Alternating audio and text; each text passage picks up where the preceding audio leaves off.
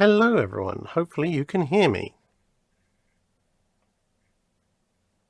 I will wait until everyone can confirm they can hear me because I've had to move the microphone a little bit so it's not in view of the screen. Excellent.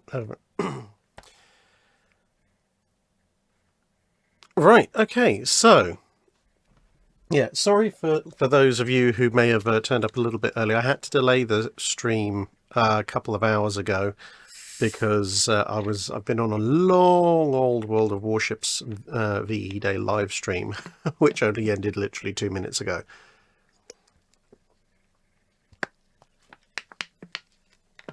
So if you see me yawning, etc., it'll be because I'm quite tired and I have quite a bit to get through. I'll keep referring back to this. Okay, right. So because we are starting a bit late, and I do want to get to bed at a reasonable hour, I'm going to go. Although I did quite enjoy last time we did the format of one question from the Patreon alternate history list and one question from chat. I'm going to this time just focus on getting through the Patreon alt history questions first, then of course catch up with the super chats, and then head off into the regular chat and then well, midnight will be my absolute cutoff point. So anyway, let's get on with the questions. So where are we? Right, so the first one comes from Library of Context, who says, regarding the interwar naval treaties, the Washington and London treaties, what would the balance of global naval power look like if all the signatories actually obeyed the stipulations of the treaties up until March of 1936? And how would this impact World War II? Well, it's... how can we put this? It is a little bit interesting because as far as any significant effects are concerned, the only one that really matters in this question is Japan, because the British and the Americans are keeping to the treaty the whole way through. The French are pretty much keeping to the treaty, and they get knocked out of the war pretty early on anyway. And the Italians are cheating the treaty system a little bit, but equally, with no disrespect to the Regia Marina, the numbers within the Italian Navy are low enough such that the fact that they have a few slightly overweight ships isn't going to make a huge difference in World War II. You know, if they're heavy cruisers, if the Zaras are actually 10,000 tonners, for example, it doesn't really change anything. In all honesty, I mean, whether they're under or over or exactly on weight isn't going to save the Zaras from Warspite and company. So the one place where it does make a difference is the Japanese. And if the Japanese actually stick to the treaty until 1936, they can still build Yamato, because obviously that's constructed afterwards. But in some, I mean, again, in a lot of ways, it's not the fact that their cruisers and destroyers are a little bit overweight that really changes anything, to be perfectly honest. So I don't think it's going to change things massively. The only places it could make a difference is perhaps in some of the earlier engagements. So some of the ABDA command engagements and the Savo Island, Guadalcanal campaign battles. But, you know, looking at the Japanese, they probably still would have gone for 9 or 10 gun, for example, heavy cruisers. But maybe 3 triple turret instead of 5 twins and so forth. They're definitely still going to want to keep their heavy torpedo armament, so it just means they're throwing slightly fewer shells downrange. But whether that's going to really actively change the outcome of those battles all that much, you know, okay, 1 or 2 less shells at first salvo it's very unlikely that that's going to keep any ships alive that much longer. Now, if they were forced strictly to keep to 10,000 ton and were forced to sacrifice elements of their design by some arbitrary third power, like deleting their torpedo tubes and allowing them to keep their guns, then that could make a difference. But if the Japanese are just absolutely sticking to treaty regulations, well, their ships become slightly less powerful individually, but they're still gonna have their long lances, and honestly, on the destroyers, the long lances are the thing that's going to make all the difference, and on the cruisers, having one or two less guns is not going to be a major problem.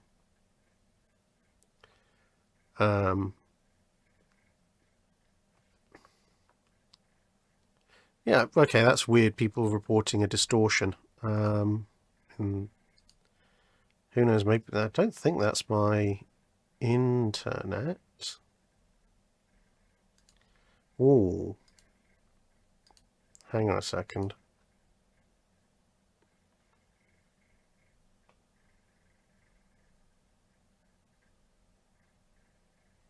I just realised something. I don't think I've done a stream with... I don't think I've done a stream with this microphone before.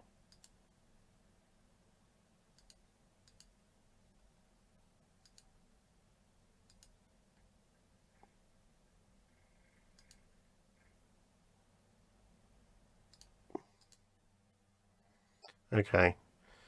Yeah, sorry, I just realised having not done a stream with this particular microphone before, I've got the XSplit's defaulted to the default Windows microphone, so it may have been a bit odd. So I've just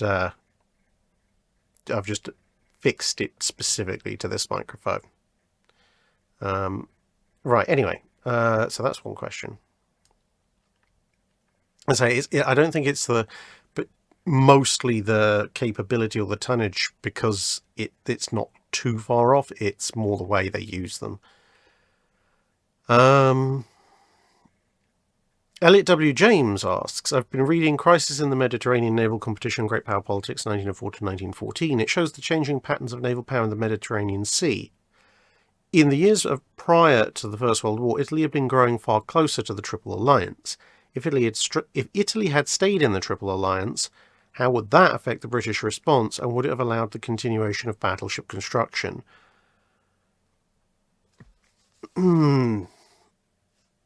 Possibly, yes, because the British are going to want to keep all their modern capital ships in the North Sea, in the Grand Fleet and so forth, to guard against the Germans, which in turn would make the Mediterranean mostly, not entirely as you see from Gallipoli, but mostly for modern ships, it would be the responsibility of the French. And the French do have the Corbett's, and they've got the Britannias coming online. But if Italy is still part of the Triple Alliance, then you have the Austro-Hungarian fleet and their Tegetthoffs, and, assuming that they can stand to work with the Italians for more than 5 minutes, the Italian fleet and Dante Alighieri and the various ships that they've got coming online, which, if they do combined operations, would be enough to put us to outnumber the French in the Mediterranean. Now, obviously, if the French throw in the Dantons and all their pre-dreads, even if the Italians and the Austro-Hungarian show up with their own pre-dreads, it evens the balance a little bit for the French, but I think you would still need British support. Now, the interesting thing is, weirdly, the same measures that the historic Franco-British-Italian forces take, i.e. the Otranto barrage or something of that nature, i.e. bottling up the Adriatic, is probably something similar to what they're going to end up having to do in this scenario. It just becomes more dangerous, because if you can bottle up the southern end of the Adriatic, given that in World War I most of Italy's fleet is on the eastern side of Italy to start with, as long as you can keep them bottled up, you can still keep the Mediterranean free for access for the British and the French. The only difference here is that obviously you're now anchoring one end of your blockade to a hostile coastline, which would mean probably lots of attacks from Mars boats and destroyers and early aircraft and everything. So that could make things a lot more interesting. It could make the whole campaign much more closely run, and it also potentially would put the kibosh on plans to go after the Dardanelles, because you're going to need every ship you can get, either on the blockade duty or in a standoff ring or on standby ready to replace damage and losses, because of course both Italian and Austro-Hungarian submarines will be trying to have a crack at you as well. But in that vein, then yeah, I think the British would have to continue battleship construction, because they'd be wanting to free up as many of their more recent pre-dreads to head over to the Med to help, things like Lord Nelson and Agamemnon, the King Edward VII. But to do that, they need as many dreadnought battleships as they can get in service as far as quickly.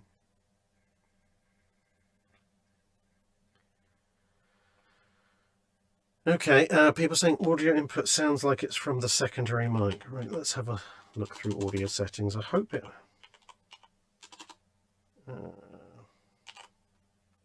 sound settings.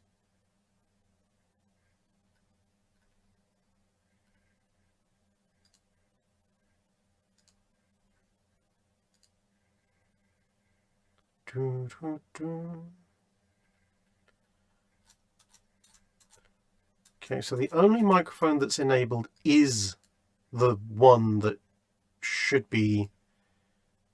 that is a bit active. Hang on a second. If I'm going to do this. So, apologies, but if I bring my microphone back into frame, I'm just have a suspicion going through my head at the moment.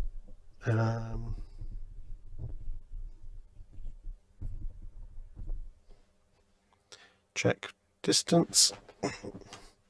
Check distance 1, 2. Right. How is that? Is that working any better?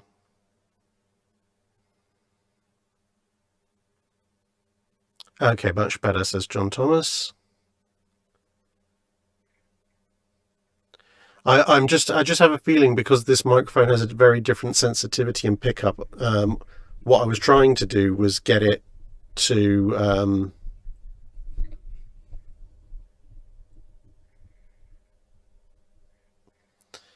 I was trying to get it to sort of pick up my voice from much further away, but I know the ideal distance for this microphone is about 6 inches. I just didn't want it on screen, as it were. But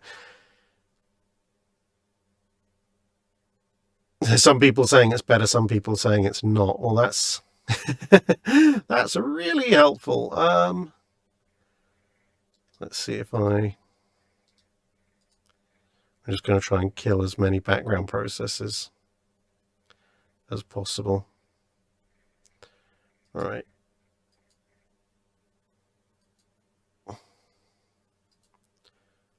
Okay, well, no, I don't have a camera mic on. I made absolutely triply sure that is disabled. I think the beard lighting is literally just the lighting. In fact, I probably could even fix that probably by just changing the contrast settings. Maybe take the temperature down a touch.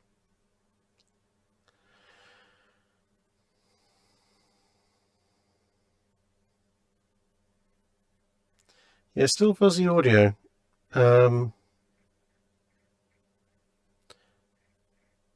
Okay, well, I'm going to keep going like this for the minute with the mic in its new position and hope for the best, and because it was working fine a minute ago.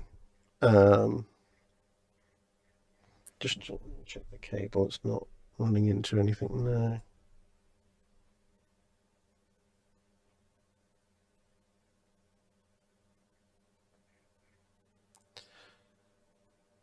See, of course, I can't hear what the audio sounds like, which is supremely unhelpful.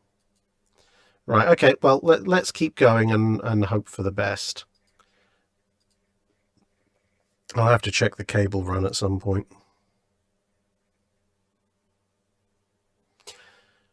Right, so that was the Cross of the Mediterranean one. Skywise 001 asks, if the polite fiction of ignoring Hood breaks down and it turns into America, Japan and France all insisting that they want a Hood as well, thanks to timey-wimey things the Agency of Temporal Affairs does not approve of, you're in charge of all three. Okay, so basically America, Japan and France all want a Hood as well as, presumably the 16-inch provisions. What would they end up going for?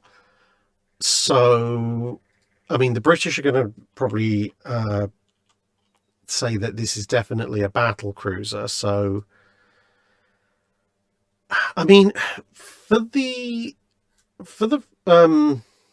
Japanese and for the Americans, it's actually not that difficult, because the Amagi is, okay, it displaces fractionally less, but it's not that far off Hood tonnage wise, and the Lexingtons are even closer.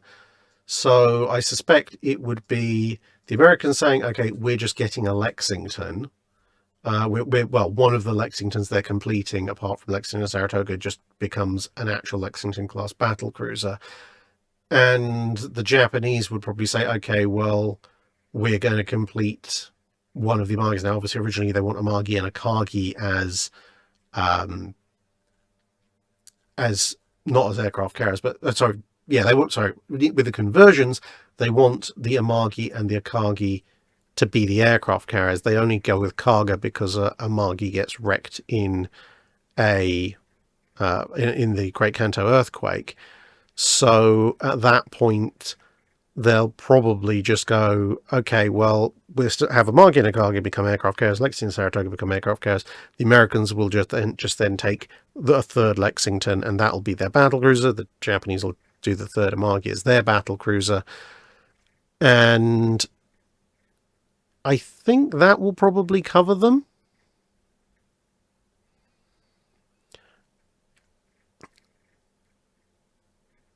Knight 6831. Yeah, the Amagi class normal dash standard displacement is a little bit below Hood's, but it's close enough for government work. So that will actually be quite interesting, because that will mean that because if the Japanese also insist on having Nagato and Mutsu, then the Americans get 3 Colorados. Then that means the British get 3 Nelsons plus Hood, which is going to be very, very interesting, because it's going to leave the Japanese and the Americans with 16-inch battleships and a 16-inch battle cruiser, but their battleships are pre-treaty designs, whereas Nelson is designed right up to the treaty. So, yeah. Also, weirdly enough, despite the fact that Lexington and Amagi are both 16-inch battle cruisers, Hood, for all the stick she gets, would still be the best protected of the battle cruisers.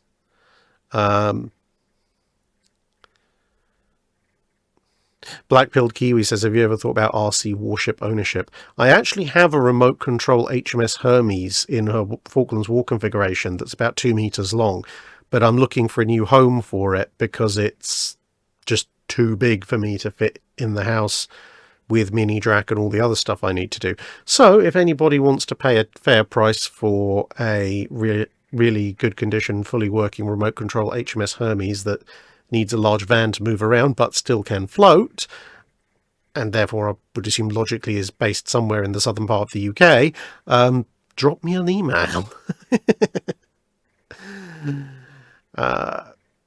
And Yamato 8125, no, Arizona is massively less displacement than Hood. Right. The French I don't think would ask for a Hood, because they have enough problems trying to figure out how to build the Normandies and the Leons. The last thing they need to have dropped in their lap is, what infrastructure upgrades do we need to do at a time when France is completely bankrupt in order to build a near 1,000-foot long battle cruiser?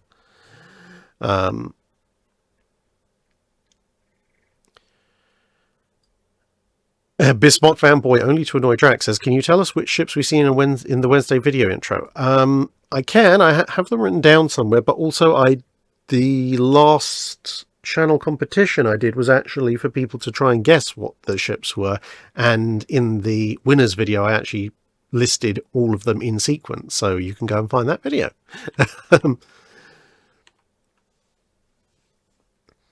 HMS Implosive, what would you do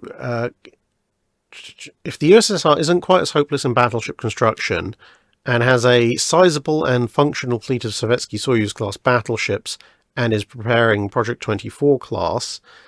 If you're a naval architect in the service of an immediate post-World War II nation of your choice and you're tasked to design a class battleship to counter the Soviet fleet, your only limitations are those set by a common engineering sense about what can be built and operated by a navy of your choice. Okay, so I have to build a counter to the Sovietsky-Soyuzes. For the Americans, I'm going to just... I mean, theoretically, the Americans could make a fairly decent argument that the Iowas should be perfectly adequate.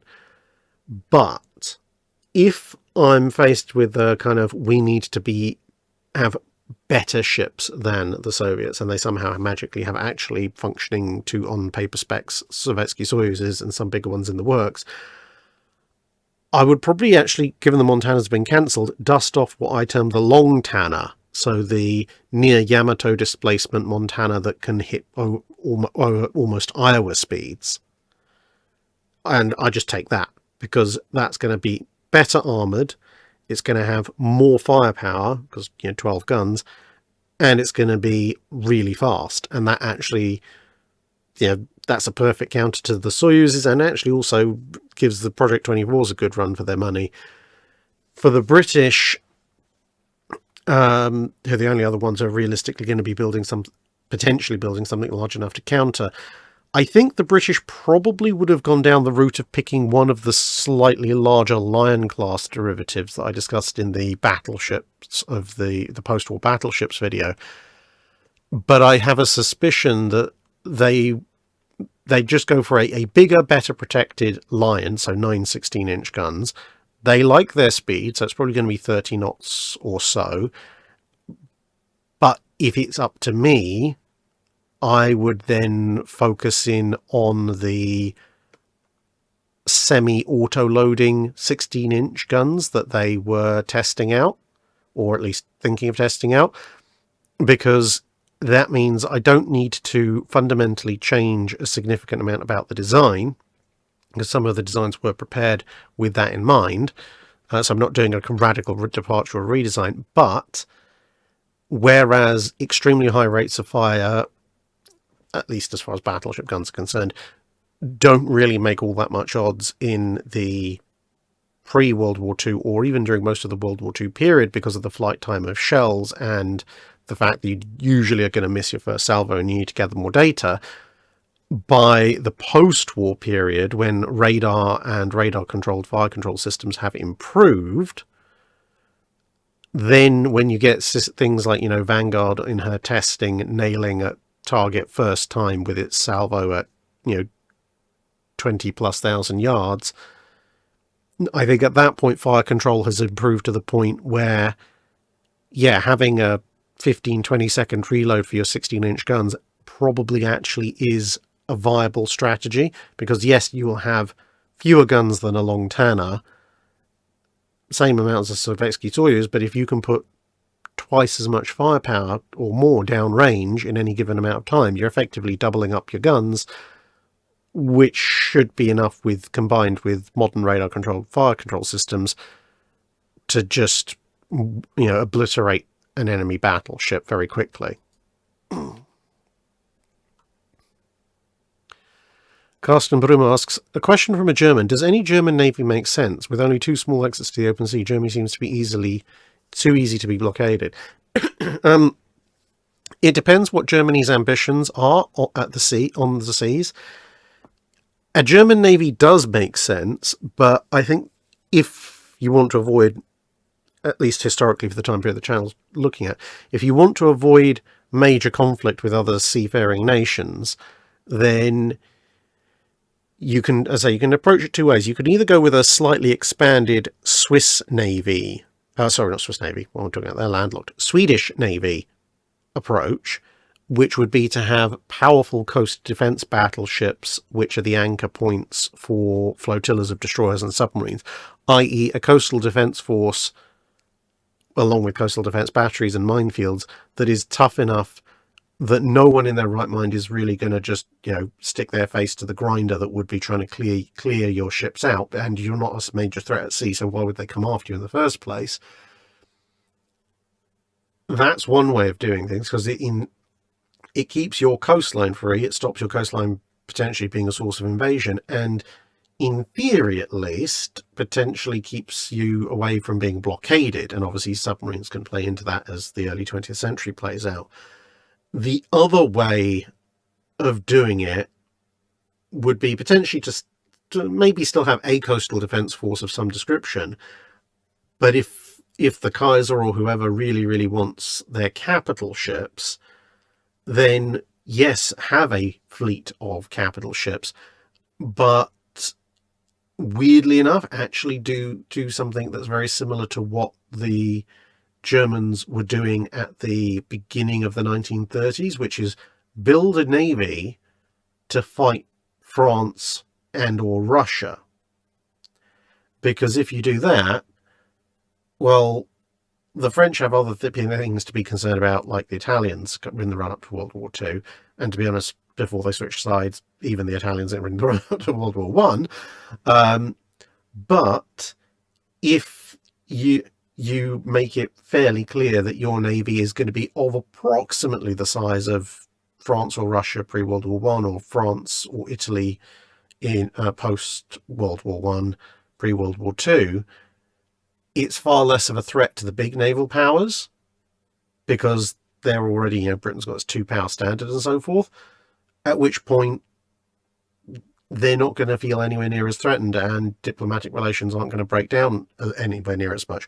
Which also means that, given the size of the German economy and their industry, it means that you can actually, at that size of navy, afford to go for the gold-plated option. So when you're building your dreadnoughts and your cruisers and so forth, you can sit there and go, okay, this is what everyone else is building right now. I'm just going to wait a few months, gather my thoughts, consider what, the all-singing, all-dancing option is, and go for that. So those would be the two places the two sort of realms of navy that the Germans could go for in the late 19th, early 20th century.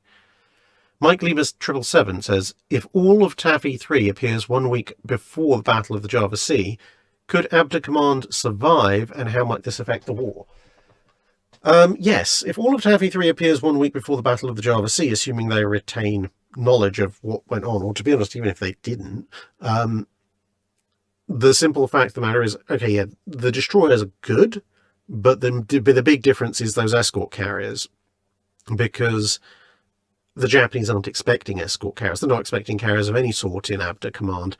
So if they've appeared at such short notice, it's unlikely the Japanese know that they're there until it's far too late, at which point, when you get something like the Battle of the Java Sea, you get, late war Avengers flying in against start of the Pacific Campaign Japanese anti-aircraft fire. I mean, heck, at that point, even the Wildcats and so forth are going to be getting involved. And it's just going to be a very, very hilarious set of circumstances where air power is going to cripple the Japanese fleet. Now, of course, whether that advantage lasts long enough, if you get this mysterious force of carriers popping up and suddenly, wiping out or severely damaging the Japanese force that's at the Battle of the Java Sea, technically there's nothing to stop the Japanese then scrambling their Kido Butai and going, okay, we're just coming down with a hammer. And no matter how good the escort carriers are, they are still somewhat slow, somewhat vulnerable in and of themselves, and they only have so many aircraft. So if the Japanese then show up with a couple of fleet carrier divisions, they're still a bit stuffed. But if you delay ABDA command, if you delay the collapse of ABDA command, and then you therefore delay something like the Indian Ocean raid, and you delay the Battle of the Coral Sea, it's giving the Allies more of a chance to get more ships and more aircraft into the area, which means that the Japanese are going to face a much tougher run of it in the middle part of 1942. Okay, so I don't know why this weird Dalek sound is coming and going again.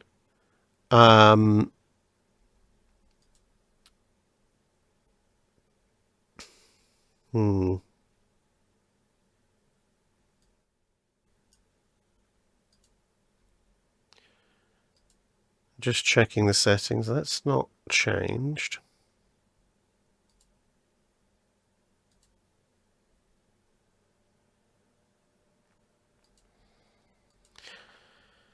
Okay, so, well, what I might have to do is get my old mic out. Not for this stream, I'm not going to start swapping microphones midstream, but what I might do is get my old microphone out for next time, or potentially try and sort out this bundle of cables, because the only other thing I can think of is perhaps... Oh, yeah, actually, depending on how shielded the audio cable is. Let me just move a cable or two. Hopefully that'll change things.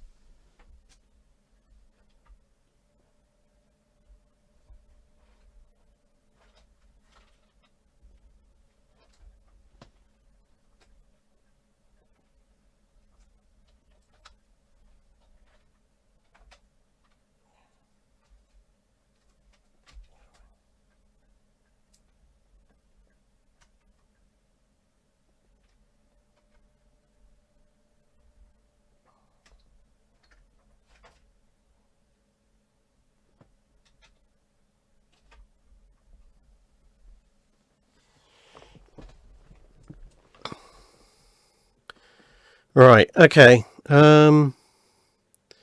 Yeah, so hopefully this is... Oh, there goes the keyboard. Hopefully that's fixed things. If it's not, it'll be a YouTube issue, but I've moved my camera cable, and I've moved my camera cable and my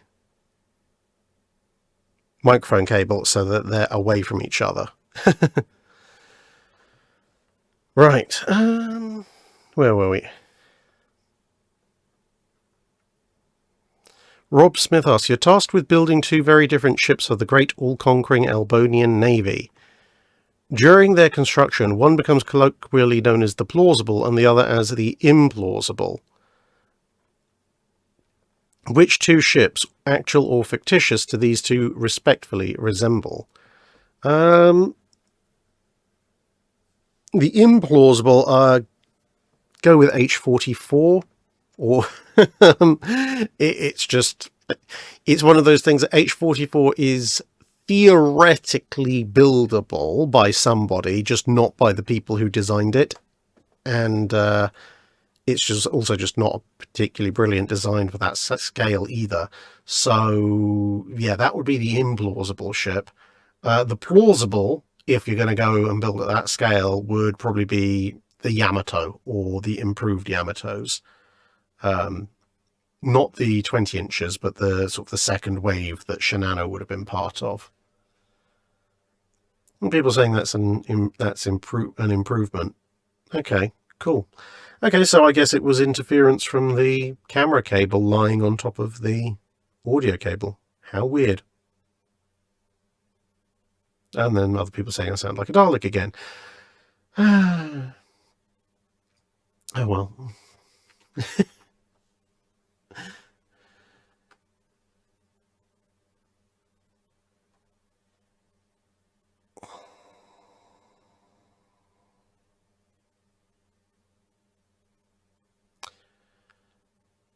Jack Von Kuhn asks,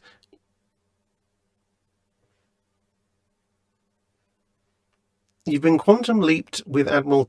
okay. Let's play with settings and see what happens. So if I...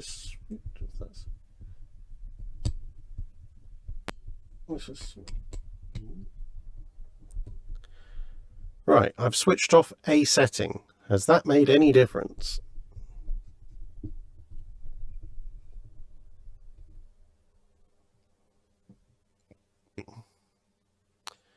Right,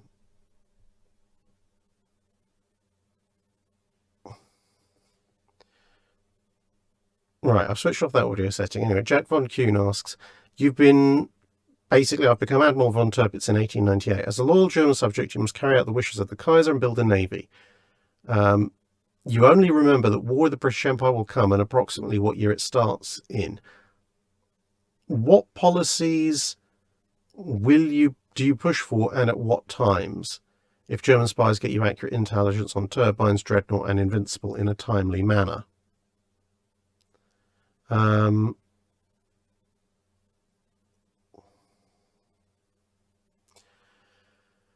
Okay. Well, see, the problem is if my construction program up to the point of the Deutschlands, that is the Deutschland class pre-dreadnoughts, isn't going to really change, because I don't know anything else from historical. They didn't do a half bad job there. I mean, personally, I would have designed German armoured cruisers slightly differently, but my foreknowledge only extends to that the British Empire is going to be at war with me in roughly 1914. If I get accurate intel on Dreadnought, Invincible, and turbines,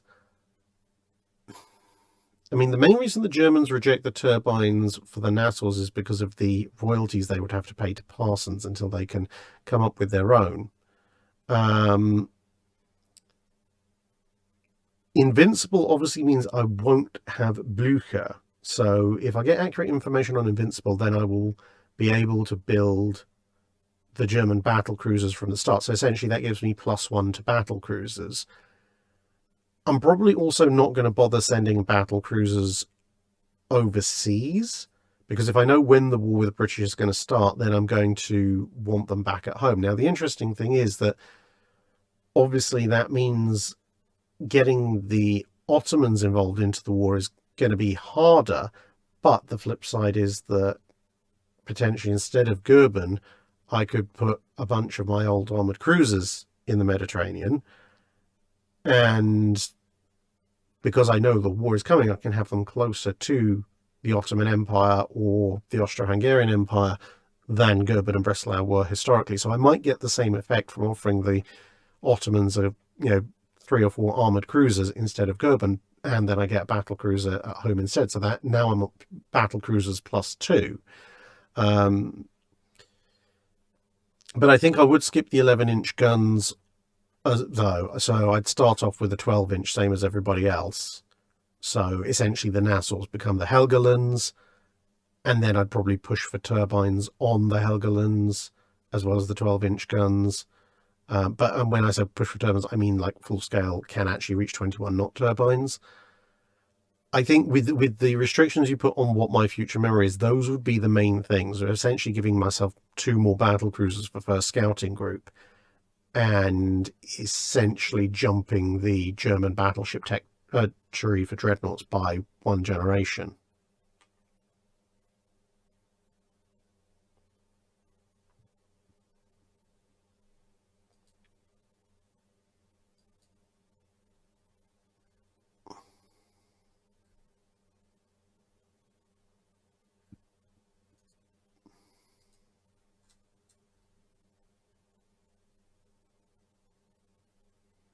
Mm-hmm.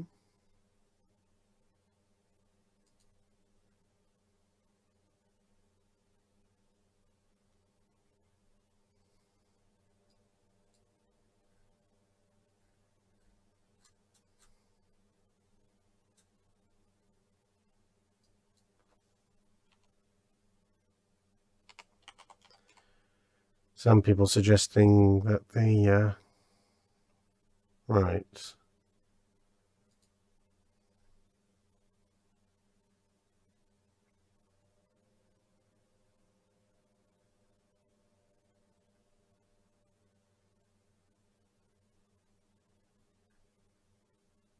Yeah, now I've checked my sound devices.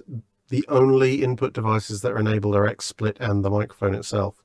Yeah, everything else, there is a microphone in the camera, but it is hard disabled. Avoid Shistnos asks, if USS Salem is on her shakedown cruise when she finds herself off the coast of Norfolk in July 1910, how much of her could be reverse engineered by the navies of the time, and what influence on future designs would she cause? Okay, what could be reverse engineered? Her armor, her steel, what makes her up, that could be reverse engineered pretty easily. Her fire control computers mostly could be reverse engineered with a little bit of work. I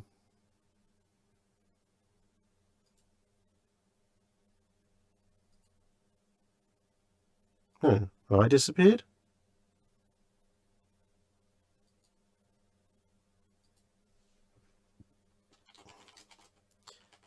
The live stream on YouTube is showing an error.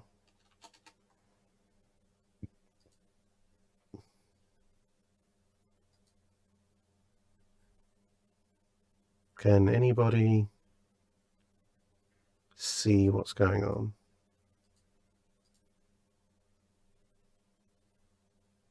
Okay, so you can all hear me, I just can't see anything.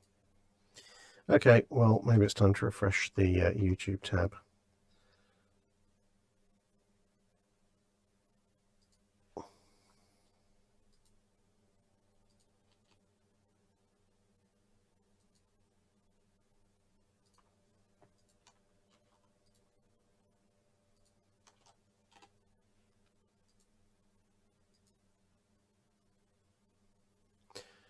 Right, okay, cool. Yeah, I have a feeling I may need to have a separate browser installed for streaming, and maybe that is going to be the problem.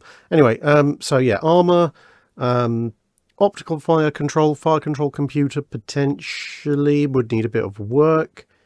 Radar, probably not. Her post-war radar fit is, I think, a little too advanced to easily reverse engineer. I mean, it would accelerate the development of radar quite a bit, but you wouldn't get a radar anytime soon in the 1910s, I think. Then what else have we got?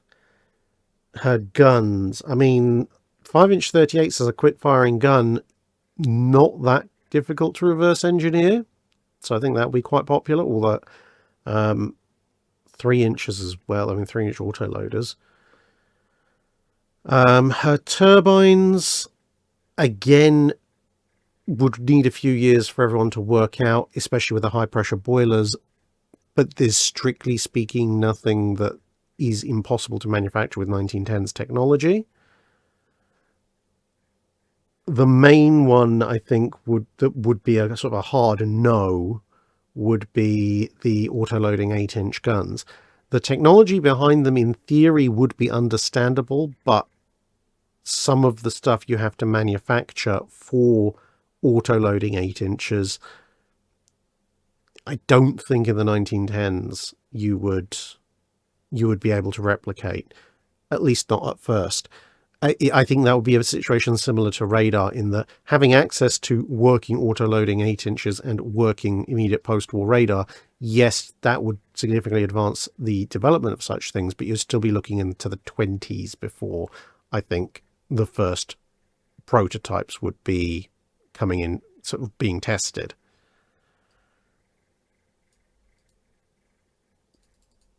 Apparently people saying the refreshing the tab seems to have fixed the the audio system. Oh well.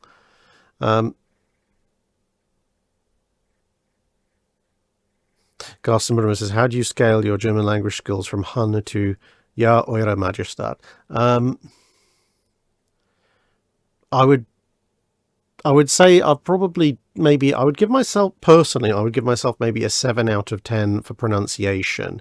I think I can pronounce most of the basic German words relatively well, but of course I get tripped up on the slightly more complex ones, that basically the further English and German diverge, and then we get weird things like Gneisenau, then I trip up. Reading, I can get the gist of it.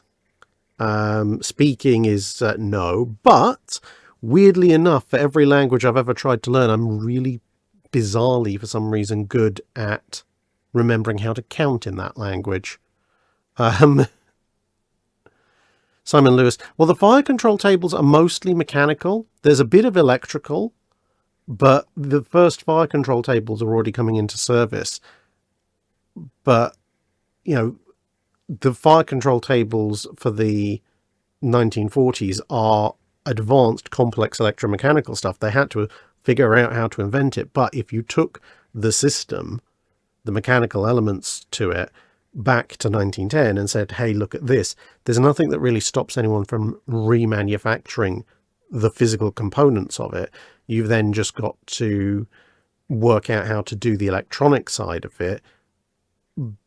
And that's why I say it's not an immediate thing that, oh yeah, we can easily replicate it, but the technology isn't that far away from 1910's tech for that people can understand it after some years of study.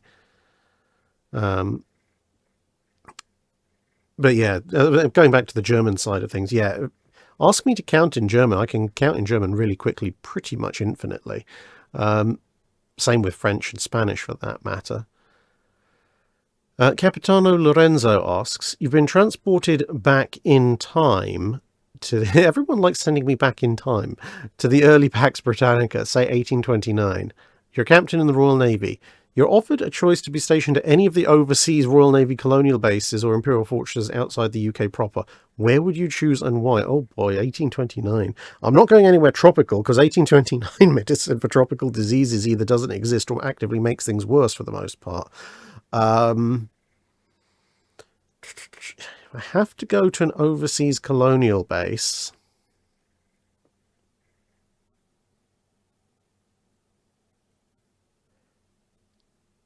I'm probably going to choose Malta, Gibraltar, or Halifax.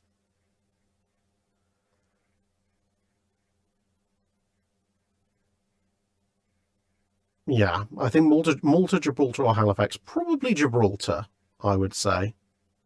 T-Rex Khan says count in German. 1, 2, 3, 4.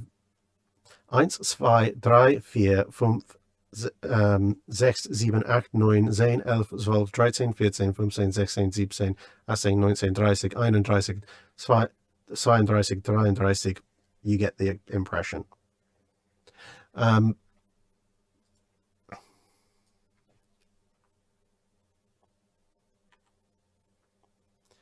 Molly Madison.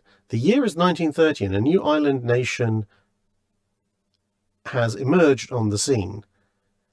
As the eternal emperor of the island of Drydock, you must now choose a naming convention for your new fleet of warships. Your fleet includes carriers, battleships, heavy and light cruisers, destroyers, and submarines. Okay, so...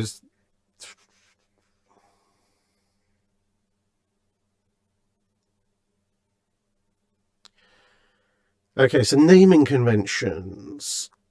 I would...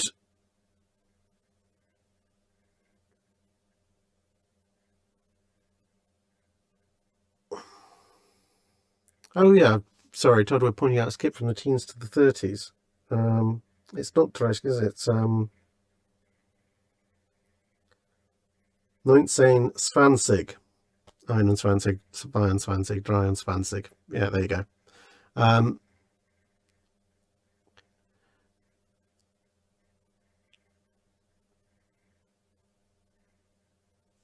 actually like the way that the Germans do the post-team numbers,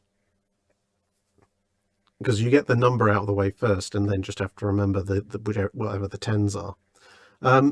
Right, so naming sequence for ships. So for destroyers, I'm going to steal the American system actually and name them after fish. And I think then I would probably just pick, if assuming I'm not going to do a massive run like you get with ironically the Americans, I would then choose particular families of fish. So you could have the Shark class submarine, and then you could have the Mako, etc. For destroyers, I would think for destroyers I would go with aggressive names, names that suggest swiftness or aggressiveness, in but what I would call diminutive aggressiveness, so sort of very sort of terrier-like fighting actions. For light cruisers, I personally would actually have the light cruisers. I think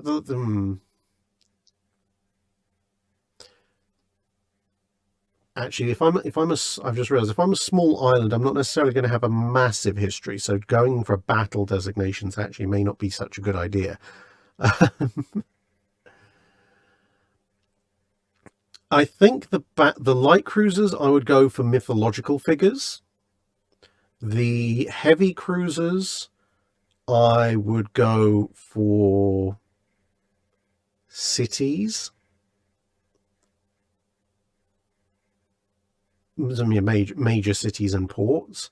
For the battleships, I would go with more what I would call grandiose terms. So whereas, for example, you might have something like the Terrier, or you could have vicious or virulent. Both virulent has been a Royal Navy destroyer before, but those kinds of things would be destroyer aggression names. Whereas, again, ripping off the Royal Navy, things like devastation, which is more of a grandiose aggressive thing, would be the names of battleships. So grandiose terms, whether aggressive or superlative, would be the battleship names. And then for the carriers, what the carriers?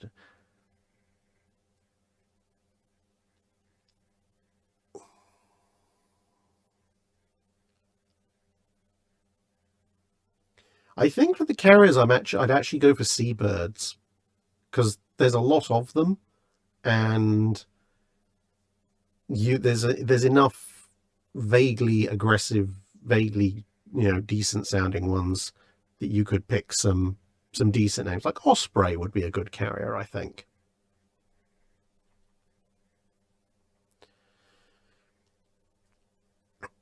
Stafford Magnus. If the torpedo that disabled Bismarck's rudder had missed and she made it safely to the French ports, what then? So now you've got Prince Eugen, Bismarck, Scharnhorst, and Gneisenau all in port. Well, if you thought the Royal Air Force turned the landscape around Brest into a moonscape before, prepare for Moonscape 2 Electric Boogaloo. They're absolutely just going to hammer bombs. It's going to be a massive, massive priority. The other thing, if you've got 3 German battleships and a heavy cruiser all cooped up in there, I could potentially see some kind of special forces operation being mounted, whether that be subsurface or surface. I mean, it also depends on how damaged Bismarck is from everything else. Is she in Drydock or not? Because that might dictate what kind of special forces thing is going on. Because, for example, if Bismarck was damaged and in Drydock, then now, admittedly, this is slightly before the X-craft, but something X-craft like, human torpedo, chariot style, etc., might be done. You just pile up a bunch of explosive outside the Drydock gate, blow the gate, let the water and the debris flood in, and topple Bismarck off of her supports. That could be a thing. But the other thing that certainly could be done, mid to late 41, it wouldn't be an initial thing, but certainly it would be something which you might pull off towards the end of 1941, assuming that all the German ships are still intact at that point, which would be to pull off a scheme that the Royal Navy actually considered historically anyway. They didn't end up doing it because they didn't think it was needed. But when Japan declares war, you could put together a carrier task force of maybe 2 or 3 carriers loaded to the gunwales with aircraft and make something of a public show of, this is the fleet that's going to head out to take on Japan. So if any word gets back to the Germans that this fleet is being assembled, then they're like, oh yeah, of course they're sending that over to fight the Japanese. Well, good for them. And then you send the fleet sailing down sort of the middle of the Atlantic. And then as the sun begins to set, they make an absolute high-speed dash directly east. Obviously, you carefully sanitize the area ahead of time. And then you launch as many torpedo bombers as humanly possible in a low-level fast raid heading towards Brest and try to catch them at night, essentially repeating Taranto, but on a much larger scale. And at that point, the carrier's job is basically to run in as close as you can get to the launch position, launch the aircraft and turn away and run. Because the point is not for the aircraft to come back to the carriers. The point is for the aircraft to make their attack and then head north or northeast, basically head back across the channel, which will be a shorter route to land in Cornwall. And ideally speaking, you time it roughly to coincide with an RAF conventional high-level air raid. So the German AA guns and everything will be pointing up. They won't really be expecting a mass torpedo attack out of the Atlantic. And, because the torpedo attack will be relatively brief compared to streams and streams of high-level bombers, not only will the bombers be acting as your kind of illumination guides, if you will, but it also forestalls any attempt by the Germans to go after the torpedo planes if they have any night fighters or other things available. Obviously, you don't know exactly what the Germans might do, but it gives you a cover, essentially. And also, if you're bombing everything and everybody's run into shelters or to AA guns, it makes any attempts to deal with what you've just done. So if you say torpedoed a couple of the German ships and they're slowly capsizing at the dockside, the dock workers can't just run out and start helping to fix them because, well, they're going to get bombed. That would be, I think, the best way of dealing with them. And if that doesn't work, then you start getting inventive.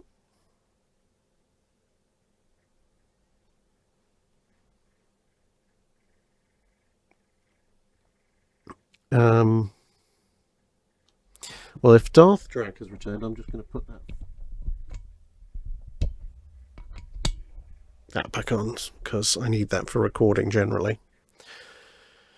Well, it's really weird. It seems to be a mixed problem. Not everybody is having this problem, so I wonder if that's at the YouTube end of things.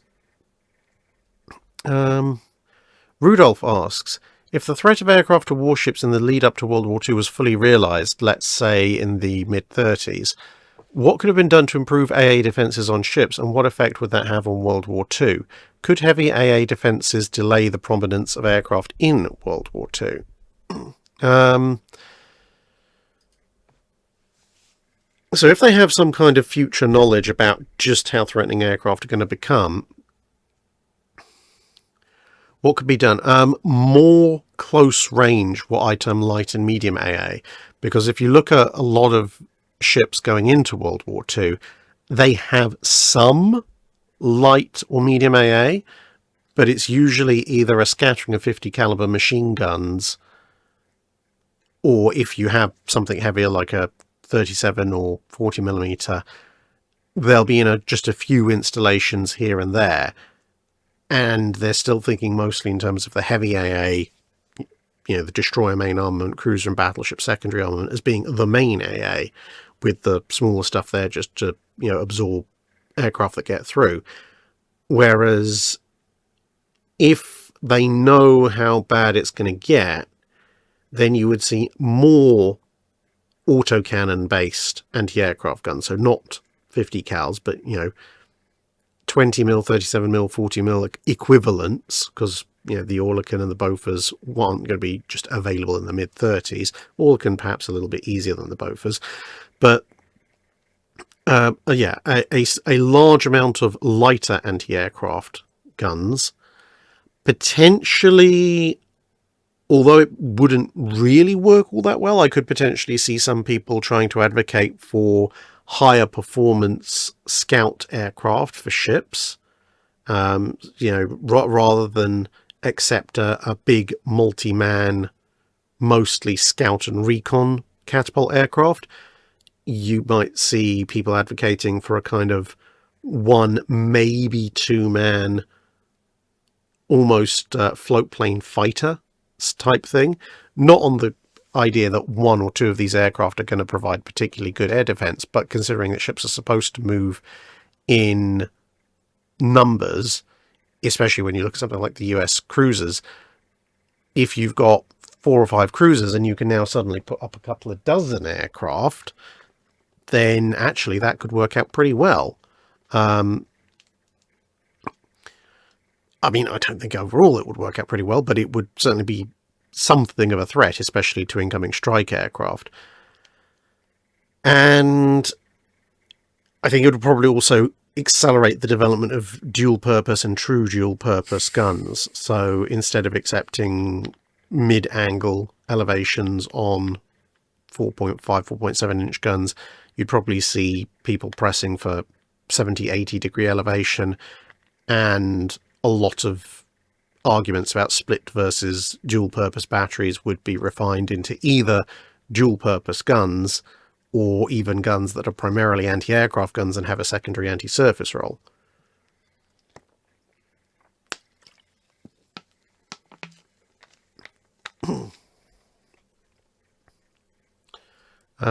Then we have... Oh, that was not the right key to hit.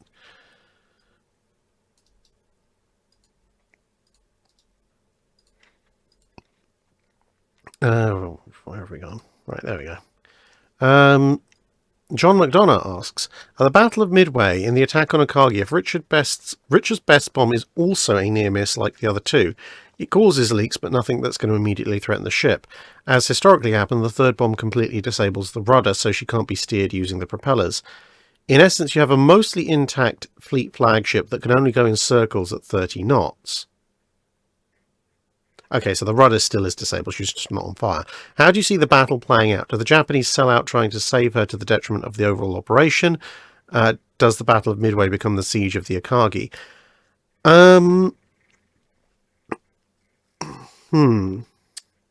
Well, theoretically she can recover some aircraft. It's going to be very difficult, but she could. And again, theoretically she can launch some aircraft. Again, not easily, but she can. Which means that the counter-strike that ends up from being launched from Hiryu to take out Yorktown potentially has a few more aircraft with it from Akagi, which either means that Yorktown might be taken out more, or some of those aircraft might go off looking for Hornet and Enterprise. Of the two outcomes, it's probably better for the Japanese if they take out Yorktown faster, because realistically, whatever aircraft Akagi can launch in between circles, just going after Enterprise and Hornet on their own, they're probably going to get shot out the sky without doing all that much. Akagi would then, I think it depends what the Japanese do after that stage, because theoretically, if Kaga and Soryu are, burning to the waterline, either they would, if it's completely irreparable, I think they would be best advised to abandon Akagi, but given the importance of Akagi, especially if Kaga and Soryu are taken out, Potentially she could be taken out by the counterattack that sinks Hiryu anyway, if she's still circling at that point and unable to do much else. The other potential thing would be to, after the first set of air attacks have gone, would just be to send someone to just blow the rudder off and take her in tow, because they actually have enough capital ships around to make towing Akagi out of the area viable. And if her engines are still working and they're careful with the explosives, then freeing up her ability to steer somewhat by blowing the rudders off, or blowing anything that's jammed away.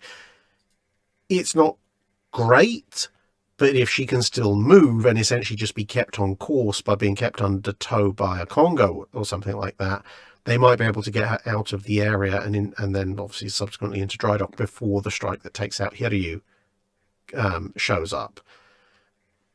At which point the big question is, do the Americans spot that Akagi has been towed off? Because then when Hiryu's attackers come in, they'll see that Akagi isn't there anymore. But do they realise whether she's been towed away or not? Because obviously there was subsequently a little bit of a chase going on. If they realise Akagi's being towed semi-slowly out of the area, they might try and go after her to finish her off the following day. If they don't, then Akagi spends probably the next 6 months in dock having a stern rebuilt. And then they've got to reconstitute her air group and probably modernise her as well. Sam Signorelli asks, what would be the impact on the Pacific War if the Yamatos had been carriers from the first, assuming that the Japanese have enough crew and aircraft, and they're actually used in battle instead of being held back? Well,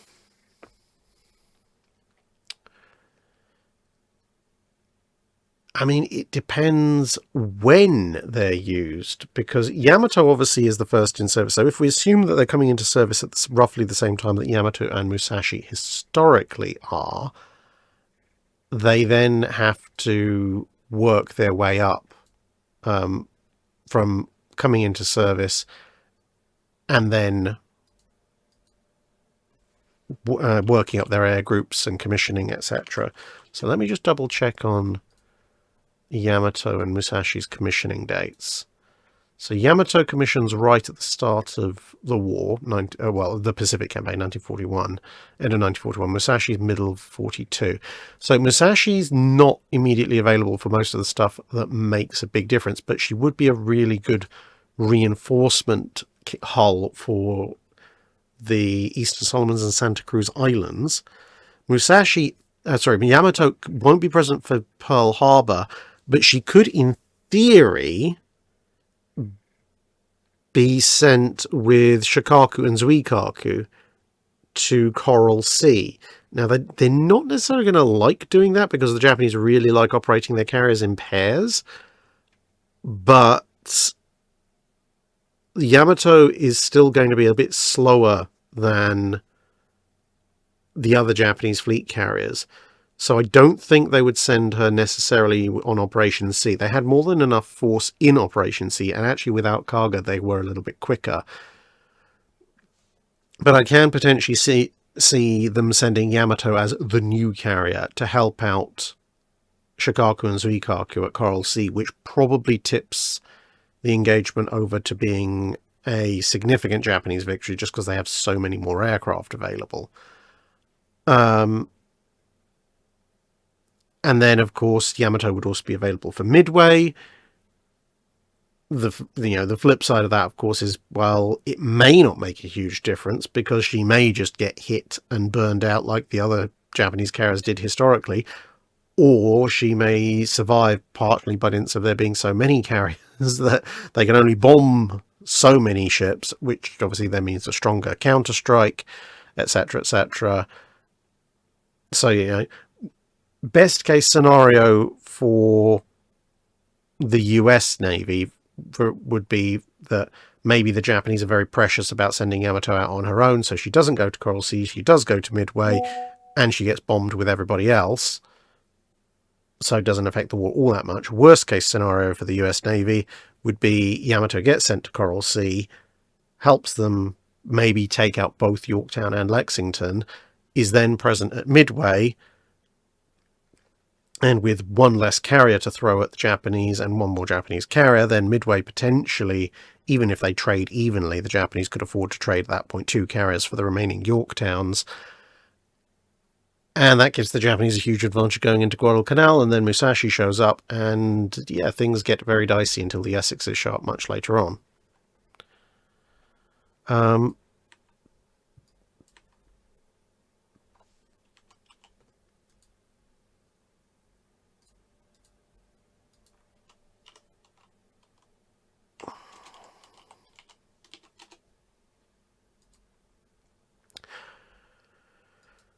Primark 359 asks, if one of the US Navy's nuclear-powered cruisers was sucked through an 80s, through a sub kind of portal to the age of sail, let's say to the first decade of the 19th century, and then decided to deal with an adversary by ramming, would it be at risk of seriously damaging itself, either by ramming or a close-range broadside that it would have to weather? Would they be able to repeat this tactic a few times, presuming time between engagements to repair as best they can? No, that would not be a good idea, because if you're in the first decade of the 19th century, the big capital ships, the first rate, second rates, third rates, they are still massing, thousands of tons. And if you look at the hulls, or more precisely, the bows of battleships and the occasional aircraft carrier in World War II that rammed destroyers, which displace slightly less, although granted are made of steel, those are not happy-looking bows. And at that point, even if you're ramming a wooden ship, something that is relatively speaking lightly built, like a nuclear-powered cruiser, going full-speed ram into a first-rate ship of the line, yeah, you'll sink the first-rate ship of the line. Your bow's not going to be very happy about it. You're going to have a bunch of leaks, a bunch of damage, a bunch of dents, some hull breaches, etc. And yes, you could in theory repeat the attempt once or twice more, I would reckon, but you would be very, very quickly crippling your ability to operate in really any kind of weather. And yeah, I mean, you wouldn't have to necessarily worry too much about the close range broadside you'd have to put up with, but the heavy cannon would still be able to punch through, like, half-inch steel or whatever. It wouldn't do a huge amount for slightly further in, because it would be dramatically slowed down, but you would also end up with a kind of pepper box bow, as well as a very dented and bent one. Reaver's Rambling Recess says, how much fish could HMS Kingfisher fish if HMS Kingfisher could fish 1935 edition? So, well, she's a sloop, just over 500 tons. I think the answer would probably be more than she could handle, because being a sloop, she has a bunch of depth charges and HASDIC, so she could wander over to a nearby school of fish, kick a couple of depth charges over, wait for the explosives to do their work, fish up the results, literally, with a net, haul them on board. So, yeah, she'd end up taking out far more fish than she knew what to do with.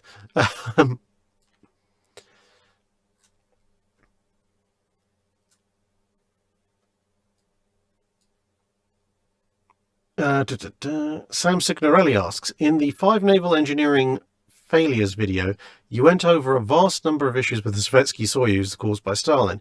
If Stalin had never come to power, or the purges had never happened, or if he just stayed out of it and let the actual naval people do their jobs, could Sovietsky Soyuz or any Soviet design have been made viable? And if so, how might they have compared to peer ships from the other navies? It's theoretically possible. If you don't purge everybody with a half-decent education when it comes to naval construction, you could... Yeah, you could make the Sovietsky Soyuzes work. Certainly work a lot better than they historically did or would have done. But you will still face other issues that aren't necessarily strictly to do with the design and construction of the ships from a naval infrastructure side. You have things like the massive amount of faulty rivets that were manufactured elsewhere. and then are discovered too late. Having a good naval shipyard isn't going to change that, because your dodgy quality rivets are coming from a steel industry that's also suffered from purges and all the other fantastic stuff that comes with living under Stalin era Soviet Union. So if you're looking at a broader, slightly more welcoming of people with intelligence and education Soviet Union, then yeah, you could make the Sovietsky Soyuzes work. They'd be a little inefficient for their displacement, but they would still be a serious threat just simply due to their size. But if you were looking purely at isolating the naval elements and going, okay, those are exempt from the purges and so forth, you might, if you could get some of the Soyuzes into service, and again, they would be threatening and decent if inefficient for their size ships, but you would potentially have entire ships or segments just failing entirely because of weird, dodgy materials being supplied by other parts of the Soviet industry.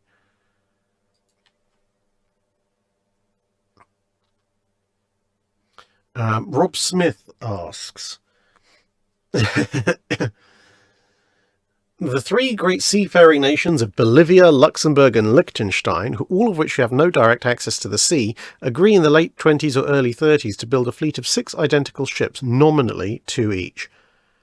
A, what sort of ship do they get built? B, where do they get them built? C, where do they base them during World War II? And D, which side do they align with during World War II? I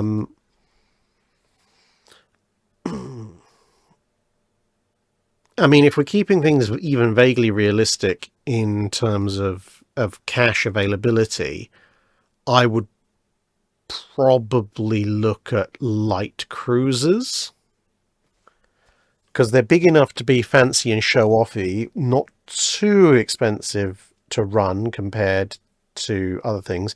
They can go places much more comfortably and easily than destroyers, but they're not as expensive to run as full-size capital ships or even full-size cruisers. I'd be looking at maybe a 7,000 to 8,000 ton light cruiser. As far as where do you get them built, well, who's going to offer you a decent cruiser design of that size in the late 20s, early 30s? Realistically, with that triumvirate of countries, you're probably looking either France or Britain, and probably, given that Britain is building La Argentina, probably Britain, or perhaps an outside one with Italy, depending on the overall political alignment. So I'd say either Britain or Italy. As for where they're based, well, yeah, that could be an interesting one. I mean, Luxembourg and Liechtenstein could probably cut a deal with France fairly easily, given that they both share borders. Bolivia, though, the nearest countries with seaports have the seaports because they took them off Bolivia. I guess you'd have to navigate South American politics and work out, which one between Chile and Peru dislikes the other one enough that having a couple of Bolivian cruisers there to ostensibly help them out makes sense. I mean, given Chile's historical alignment with Britain, if they do get them built in Britain, then I suppose they probably try and ask the Chileans to accept them being based there. As for which side they align with during World War II, well, German invasion, either Germany invading them or invading everyone around them most likely means they're going to end up siding with the not German side, the Allied side. And, interesting historical fact, even if it was right at the very end of the war, Bolivia did technically declare war on Germany. So, obviously right at the end when it was very clear who was going to win, but they did still declare war. So I suspect the Bolivian ships will probably just hang around in South America, but very technically probably would end up on paper fighting the Germans at the last couple of weeks. Dylan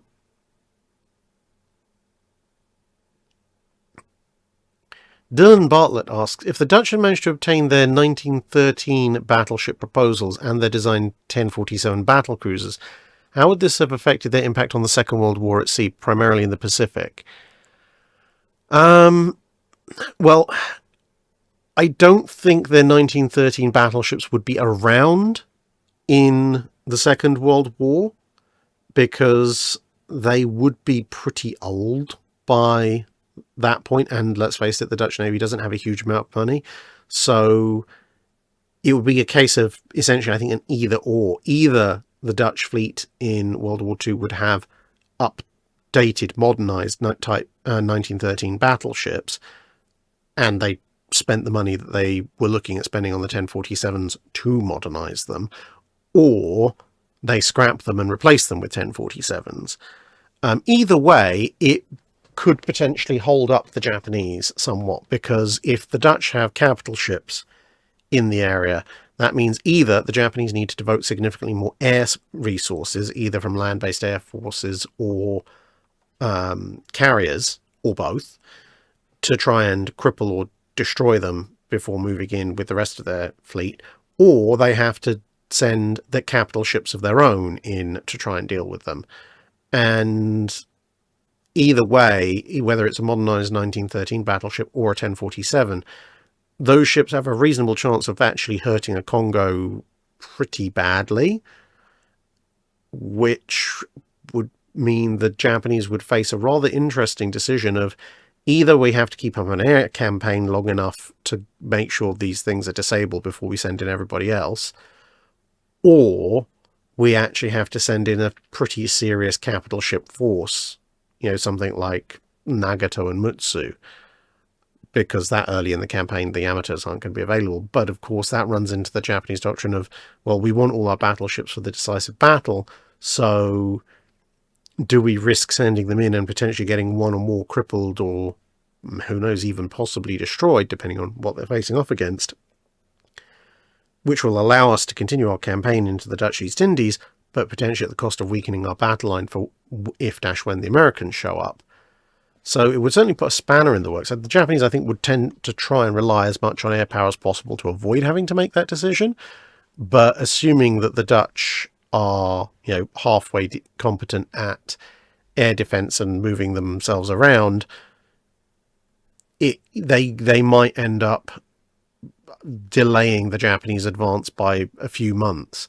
I mean, the other thing, of course, is if the Japanese are coming for them, it also potentially means if you've got another set of capital ships in the area, that's either somewhere for Force Z to join up with, or they could potentially join up with Force Z, one way or the other.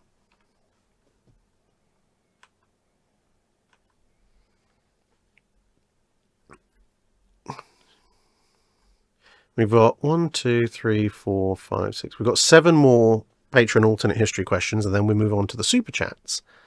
ACC asks, following up on the April 2024 live stream Q&A, if humanity had never developed heavier-than-air flight or guided rocketry, which World War II Navy would have benefited most from the removal of air power and the continued development of surface ships?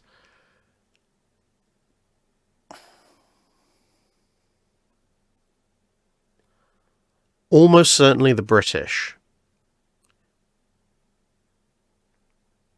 Because the British start off the war fighting in fairly close quarters in the North Sea and the Mediterranean, which means that they're having to contend with lots of land-based air forces, obviously the Luftwaffe and the Regia Aeronautica. If there's no heavier-than-air flight and no guided rocketry, then it comes down to a far simpler equation of who has more and bigger ships. And against the Kriegsmarine, that's the Royal Navy. Against the Regia Marine, that's the Royal Navy. And if they're not having destroyers and cruisers constantly being knocked out and battleships being damaged by air attack, then their force availability is much, much greater. Now, of course, that means you also don't get Taranto, but if the resources that were put into Courageous, Glorious, Furious, Argus, Ark Royal, Hermes, Illustrious, Formidable, Victorious, Indomitable, etc., if all of those resources have instead been put into building more capital ships, well, the fact that Taranto doesn't happen probably doesn't matter so much because the Mediterranean fleet is going to be all that much stronger.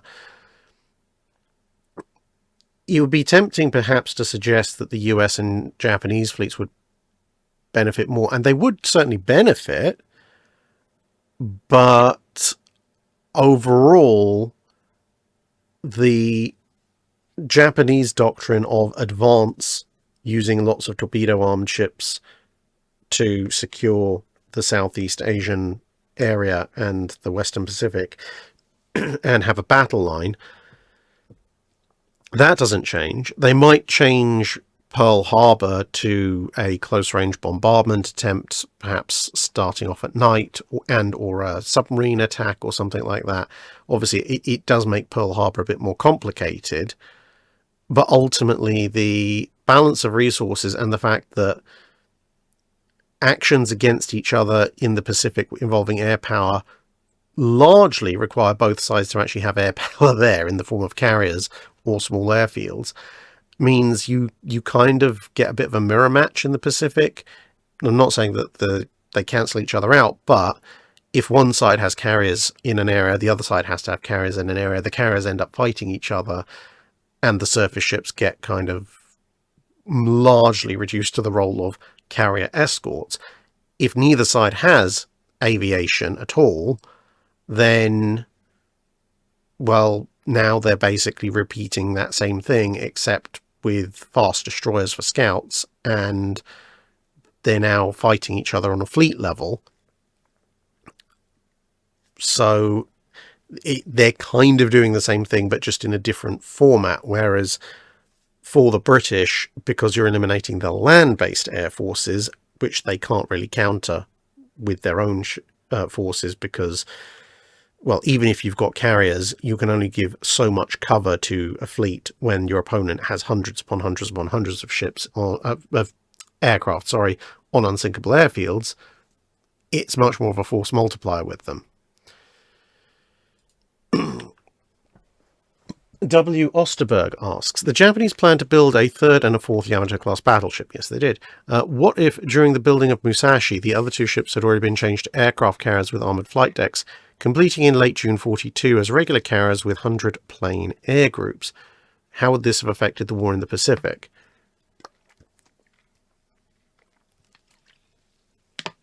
In some ways, similar to my previous answer with Yamato and Musashi being built as carriers, except if they're commissioning in late June 42, then they're only really good. Well, they can't show up for Coral Sea and Midway. So Shikaku's still going to be damaged, Shoko's still going to be sunk, the Kido Butai is still going to take a hammering at Midway. But it does mean that then going into Eastern Solomons and Santa Cruz, theoretically, the Japanese can call on not just Hyo and Junyo, but Yamato, Musashi, as well as Shikaku and Zuikaku, assuming that they can find the fuel for them all, which gives them a fairly significant carrier hull advantage, because the Americans will be down to Saratoga, Enterprise, and Wasp, and then they'll be down to Saratoga and Enterprise, and then they'll be down to Enterprise, just based on historical events, let alone if there's two other big Japanese carriers floating around. The only restriction, of course, being that you'd have to wave up some air groups for them as well, because as the other question pointed out, the Japanese don't really have a huge capability of building even more air groups and getting them trained up. But we could assume, for the sake of the question, that they are actually trying to do so, because they know they're going to do the conversion, so they know they need more carrier-based aircraft and more carrier-based pilots. Now, long-term, as with most of these questions, long-term, the Americans are going to hugely outbuild the Japanese with the Essex class, but it certainly could push American ambitions back quite considerably, especially if they end up losing Guadalcanal, because if they outright lose Santa Cruz and Eastern Solomons to sheer Japanese numbers, then the Japanese might be able to suppress Henderson Field, and then they could have some really major problems. HMS Inconceivable. If nuclear propulsion was introduced earlier to the point that you could build a treaty battleship or battlecruiser, where would the saved displacement from the denser power plant best go? More armor, a lot more armor. More armor, underwater protection, firepower, speed, or building an extra capital ship? No. If people understand the potential consequences of a breached nuclear reactor, the vast majority of the saved displacement is gonna go into armoring the machinery space, which you can do because it's more compact, but armoring that machinery space, as much as humanly possible. That place cannot be breached, even more than you'd not want it to be historically. That might include some increased underwater protection, but that would be, I think, where things would go into more protection for the ship. Of course, with the additional volume you've freed up, you might be able to fit more ammunition, or perhaps it might motivate them to put more guns on it as well. But I think armor would be the main objective at that point, because at that point the main advantage you're gaining from the more compact power plant isn't so much that you're freeing up space to make the ship space and displacement to make the ship even more powerful. You need that extra protection, but you now have no need to refuel. And given just how much fuel you need to fully load up a battleship or a battle cruiser, that's a huge saving for your operations. I mean, heck, you might even end up sticking a bunch of fuel tanks in there anyway, just so that your capital ship can act as a really fast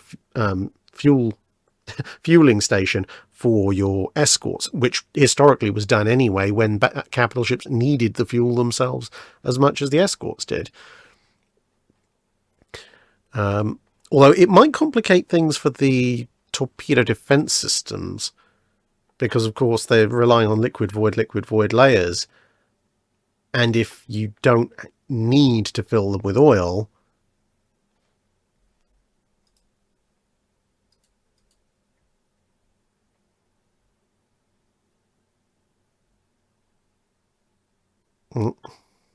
sorry, tab crashed.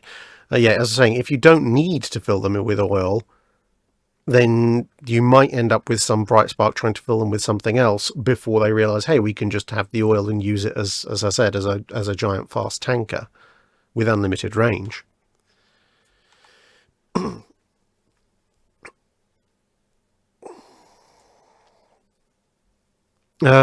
Scott asks, after the Battle of the River Plate, if the British messages exaggerating the proximity of capital reinforcements had been exposed as false to Captain Langsdorff, do you think he still makes the decision to scuttle, or does he make a different decision? Ultimately, I think he probably still has to, because of the damage to his fuel refining plant.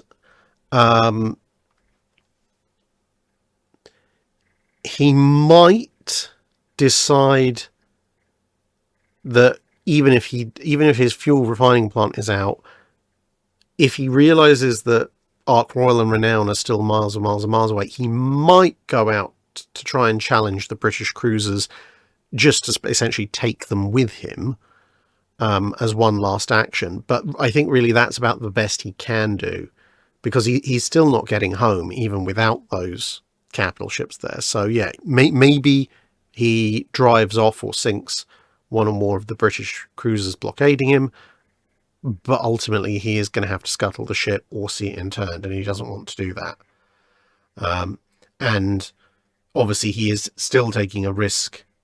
The longer he waits, if Cumberland shows up especially, but even if it doesn't, he's still taking a risk by engaging in a battle he knows he's ultimately going to have to retreat from, of more of his men getting killed, essentially for bragging points.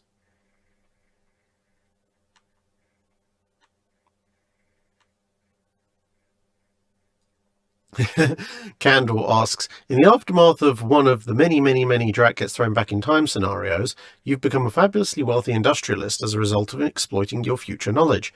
You decide to become a Bond villain as a hobby after the Second World War. Which warship do you use your money and influence to acquire as your headquarters. It has to be something you could conceivably acquire with sufficient lobbying and bribes, have the space to install your doomsday MacGuffin, decadently luxurious surroundings, and at least one overcomplicated agent and henchman disposal system, while retaining sufficient defenses to make good a fight of it at the end of the film. I would go with HMS Renown.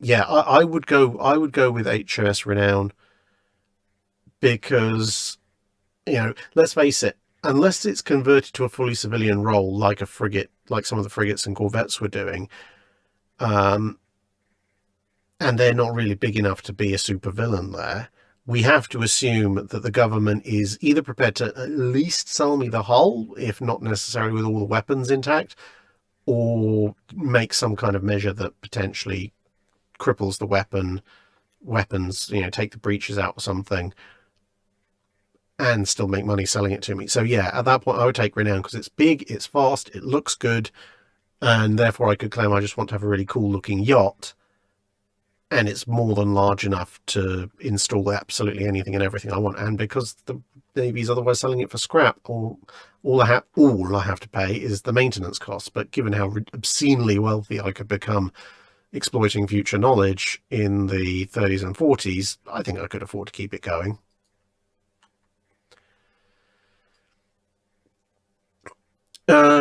George H. asks, I've read many what-if scenarios concerning a possible big gun battle between Task Force 34 and Center Force at the San Bernardino Strait. A provocative alternate scenario would be if the Southern Force and Center Force change places, and this is not detected by American recon. Might the sophisticated radar-aimed 16-inch and 14-inch guns of West Virginia, California, and Tennessee suffice to disable Yamato and Musashi before their 18.1-inch guns hit the American battle line? Add or subtract other elements of each side's forces as you will. I think the bigger problem for Kinkaid's battleships isn't necessarily going to be whether or not they can disable Yamato and Musashi before they start hitting back. It's going to be the fact they're probably not going to be firing on Yamato and Musashi in the first place, because if you take the historical Center Force and try and barrel it through Surigao Strait, someone has to go first. There's a lot of destroyers, there's a lot of cruisers, there's Kongo and Haruna and Nagato as well. They're going to lead. And yeah, okay, the Congos not really going to be enjoying receiving lots of radar-guided 14 and 16-inch gunfire. Nagato, in theory, is a bit more durable than Fuso and Yamashiro, and can fire back more painfully. But the thing is, that's still 3 capital ships, plus a ton of cruisers, plus a ton of destroyers, lots of long lances in the water. Collectively, that's going to be more than disruptive enough, I think, for Yamato and Musashi to be coming up behind the other 3 capital ships and closing the range down, as well as with all the gunfire and the flames and everything, to start dishing out punishment of their own. Now, whether or not they can, between them, force a breach, overrun Kinkaid's position, and then advance into the landing areas, that's another matter. A lot of it is going to depend on how disorganized the Japanese force becomes, and how lucky each side gets. But I think it certainly would be theoretically possible if Kurita was kind of in a do or die mindset, or Kurita still in charge of the new Center Force, and the historical Japanese admirals in charge of Southern Force are there. I think it's possible that the historical Center Force, especially without Shibuya Sea, is powerful enough to punch through 7th Fleet, but equally, roll the dice a second time and they could all just get chewed up and spat out. And then the last Patreon history question, Echo Mage asks, wouldn't the American torpedo boats just hit the revised Center Force like fish in a barrel? Well, this is why I say there's just so many, because you have destroyers and cruisers going in first, so the PT boats would probably engage them, and the destroyers would be engaging the PT boats back. The main problem is essentially the majority of the rest of Centre Force acting as an ablative shield and running the Americans out of ammunition and distance before Yamato and Musashi get fully involved.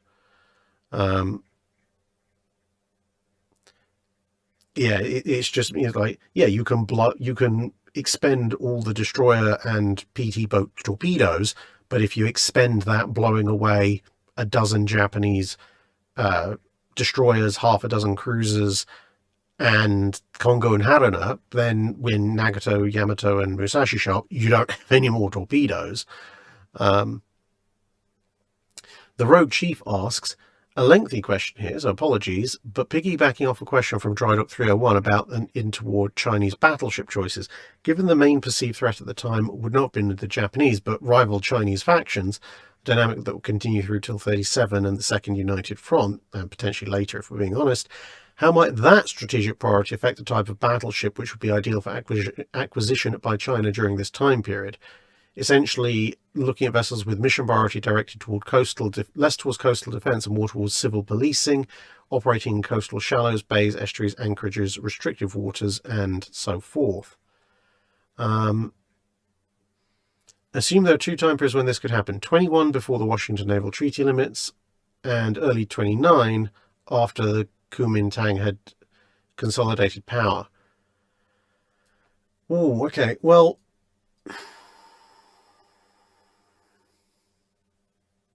in 21, they might even make a half-serious pitch to buy Courageous and Glorious, of all things. I mean, okay, they're not exactly the world's shallowest draft vessels, but they are ostensibly shallower draft capital ships, and they're fast, and, again, ostensibly designed for coastal operations, so maybe those? I mean, outside of them in 21, apart from just buying up something older and cheaper that's going to be disposed of anyway, there aren't really any coastal ships up for sale of any particular size.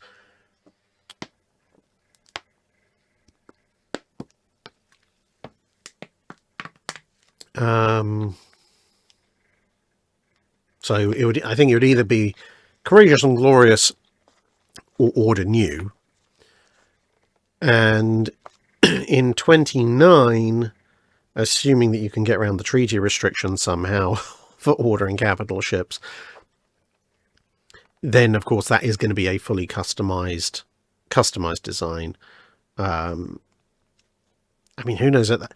I mean, I think it depends how far you're willing to stretch battleships, because if you want ships from somebody who's very experienced in designing coastal defense, policing, shallow water navigation ships, you might just go to the Swedes and say, hey, look, can we buy something that's a bit like the Sveriges but bigger, get them to build it, because that would be just about within Swedish naval capability. The Swedes aren't part of the treaty system, so they're technically not forbidden from selling you anything. And, well, if there's anybody out there who knows how to build a good shallow draft coastal defense battleship, it's probably them. How would those ships fare against the Japanese, assuming they're still attacking 37? Their fundamental problem is going to be a lack of air defense. The Japanese probably won't bother sending capital ships into a maze of shallow water to try and deal with them. They'd just be like, yeah, you know what, aircraft carriers, this is the solution.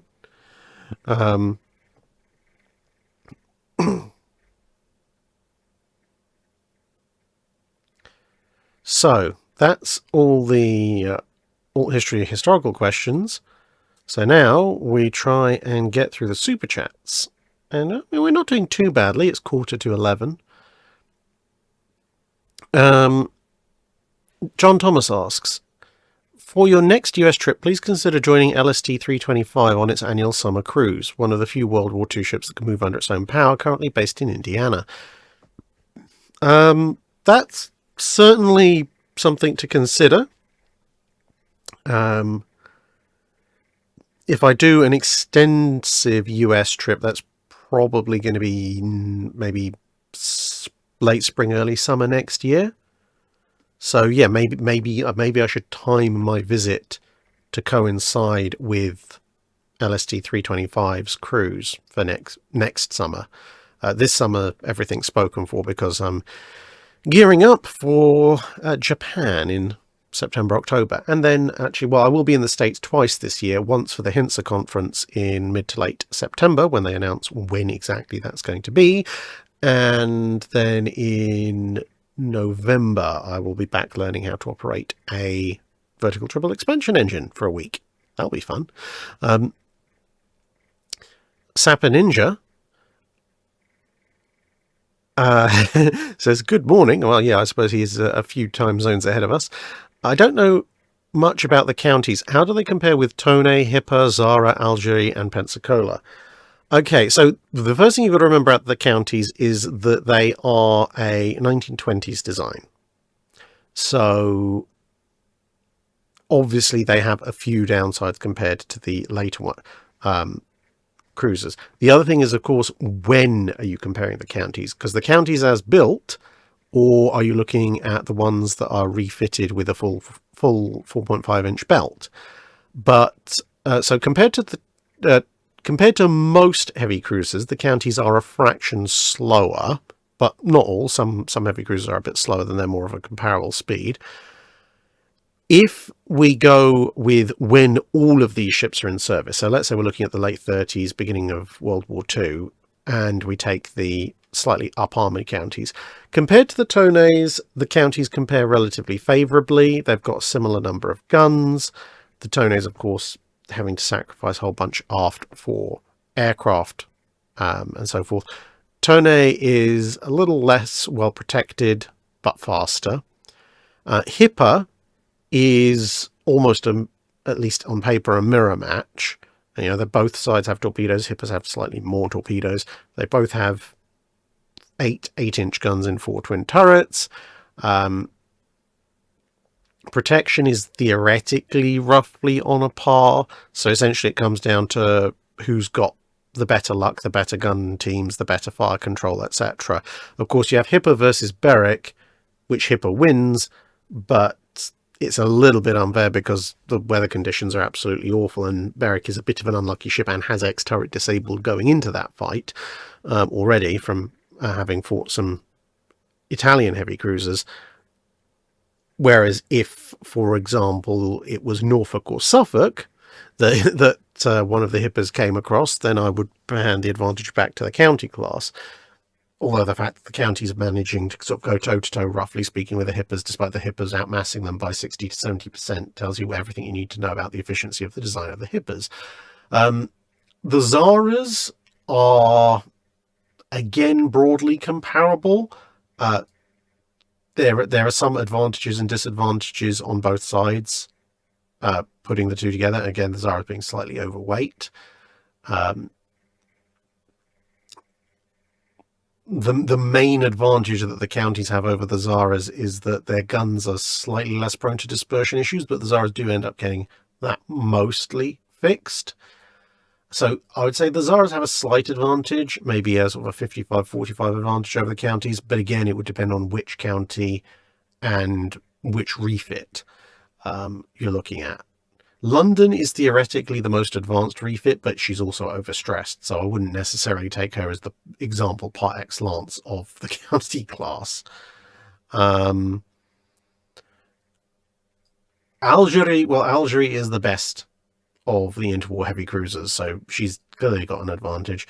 Pensacola is an interesting one. Pensacola is a little faster than a county, obviously has 2 more guns, but much as the counties sometimes get ribbed for, especially in their original format, not having the world's best protection, the Pensacola's, well, there's a reason they're called Pepsi Colas by people in World of Warships. They essentially have no defense against similar grade gunfire to their vitals. So I would argue that as a heavy cruiser designed to fight other heavy cruisers, the Pensacolas are something of a glass cannon. If they don't get some hits in early, using the fact they've got an additional 2 rolls of the dice per salvo, they really are going to be in trouble. So as an overall heavy cruiser, I would say the counties are, especially once they get refitted, somewhat better ships than a Pensacola. Madsa Adsa asks, your thoughts on the scrap iron flotilla and their role in World War II, please. Well, I did an entire video on the scrap iron flotilla, actually. So yeah, I really like them. They're very, very aggressive and definitely punch way above their weight, considering they have a bunch of verging on obsolete destroyers. I mean, the whole reason they are called the scrap iron flotilla is because their destroyers are small and old compared to most of the other ships in the Med. They get mocked, and then they go off and fight viciously left, right, and centre. Gradually, their numbers are worn down, but you do get some absolutely madcap escapades, like HMS Stuart at the Battle of Cape Matapan, where she goes off charging between two Italian cruisers and doesn't get shot at by dint of the fact that they've looted some light Italian anti-aircraft guns previously, strapped them to their own decks, start hosing down the Italian ships because it's that close a range, and the Italians have green, white, and green, white, and red tracers in their AA guns as a form of visual ID. They see this random destroyer spraying them down with Italian tracer fire and conclude this is clearly a case of mistaken identity and friendly fire, therefore they're not going to fire back. And so instead of Stuart getting bracketed by two heavy cruisers, she just hoses them down and soars off into the night, mostly intact. Yeah, the only thing I would say that I regret about the scrap iron flotilla is that kind of when they're at their peak, even though obviously ships like Waterhen are sunk in action in the Mediterranean, personally I would have just taken the scrap iron flotilla and gone, okay, given that we're giving destroyers out to the various free navies, here's a half flotilla of whatever the latest war emergency production destroyers are.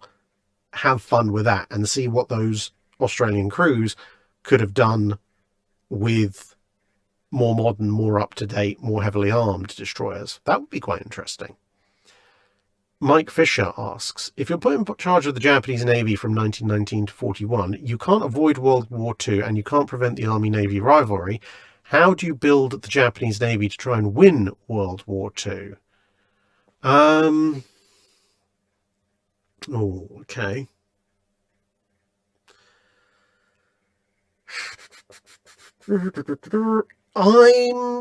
Okay, this might be a little bit controversial, but I would have fewer aircraft on my submarines. I would probably still have some submarines with aircraft for long distance scouting because they do occasionally prove useful. But I would have one of my big cruiser submarine types, or long distance submarines, would have aircraft, probably the command ones.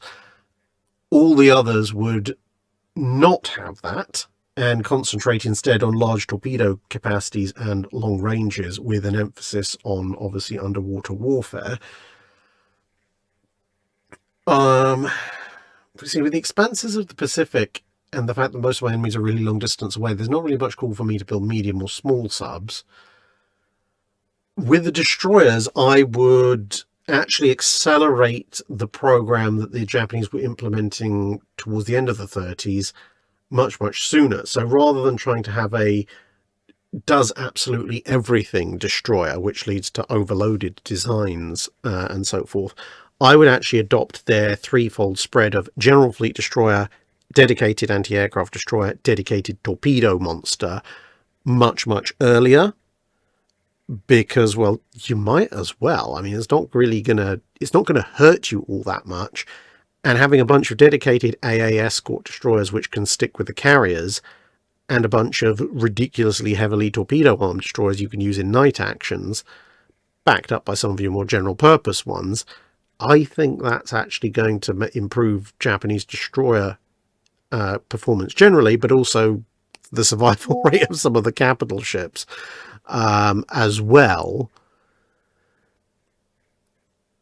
Cruiser-wise, I would actually build some proper light cruisers. So rather than building the Megamis, which are basically just placeholders for heavy cruisers, and then going with things like, the Uryodos and so forth, even, I mean, obviously I've got to take into account Japanese resources are somewhat stretched. I would build some light cruisers. I wouldn't necessarily build full-sized treaty light cruisers just to save on weight, because obviously that saves on resources, which I can put into building heavy cruisers. But I would probably, instead of doing Tone and Chikama, I would actually have a standard hull, maybe 8,000 ton 6-inch cruiser, and that would have, I would say, I would put 3 triple 6-inch up front, so I've got 9 guns, keep the aft clear, and then the aft is kind of my multi-purpose area. So if the fleet doctrine still says, well, the cruisers do the recon, then you could have 2-3 recon aircraft stuck on the back there. But I would also, on my more typical 6-inch light cruiser, that's where I would put a whole bunch of light and medium anti-aircraft guns, and also where I'd put my torpedoes. So, you know, kind of like the Deutschlands have those 2 really aft torpedo launchers. If I have to have 4 sets of torpedo launchers, yeah, they're all going right aft, because then, well, I'm still getting a similar broadside, but if somebody hits my oxygen-enriched or oxygen-fueled torpedoes, yeah, it might blow the tip of my stern off, but that's a heck of a lot better than hitting me amidships. And it gives much more space amidships for anti-aircraft defense.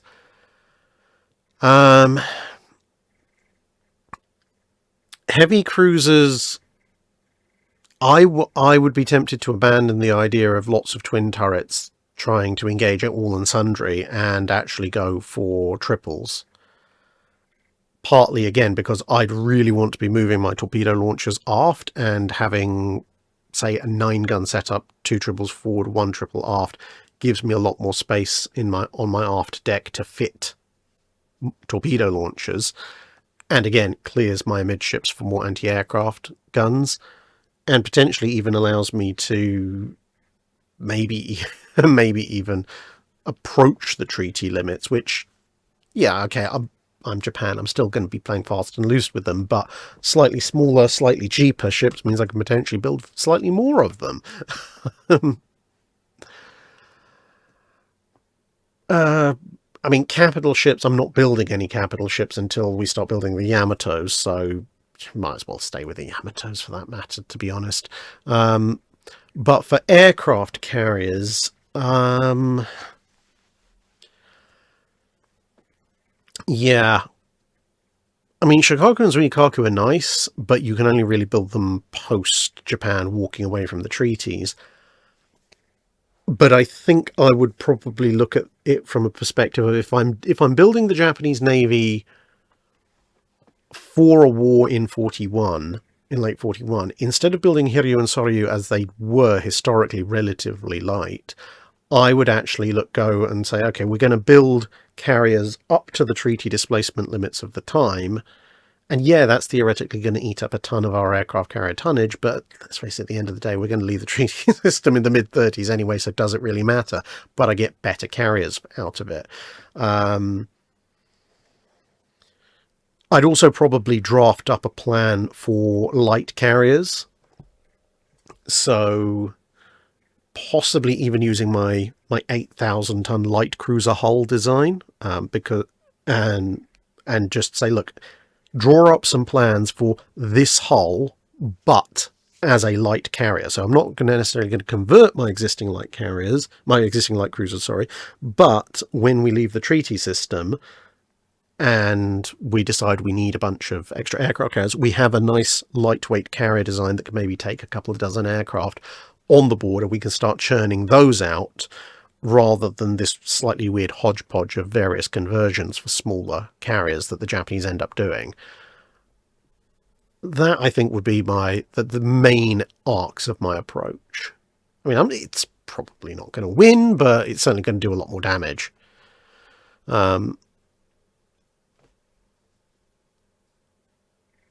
Class A Cornate asks, in 1904, if Japan goes after German, not Russian colonies, and then the High Seas Fleet heads out to fight them at Tsushima, would the Japanese still win? it depends it depends how much of the high sea fleet, because you've got to remember that although the Russians seem to send everything in the kitchen sink with the Second Pacific Squadron, that's after the First Pacific Squadron or Pacific Fleet has been destroyed. So do the Germans have an equivalent in this scenario? And the Russians still leave the Black Sea Fleet around, and they have a handful of ships in the Baltic. Because if the Germans take the entire High Seas Fleet and somehow get them to Tsushima, then in theory they have the numbers and the training that they should outnumber and outgun the Japanese. So in theory they should win.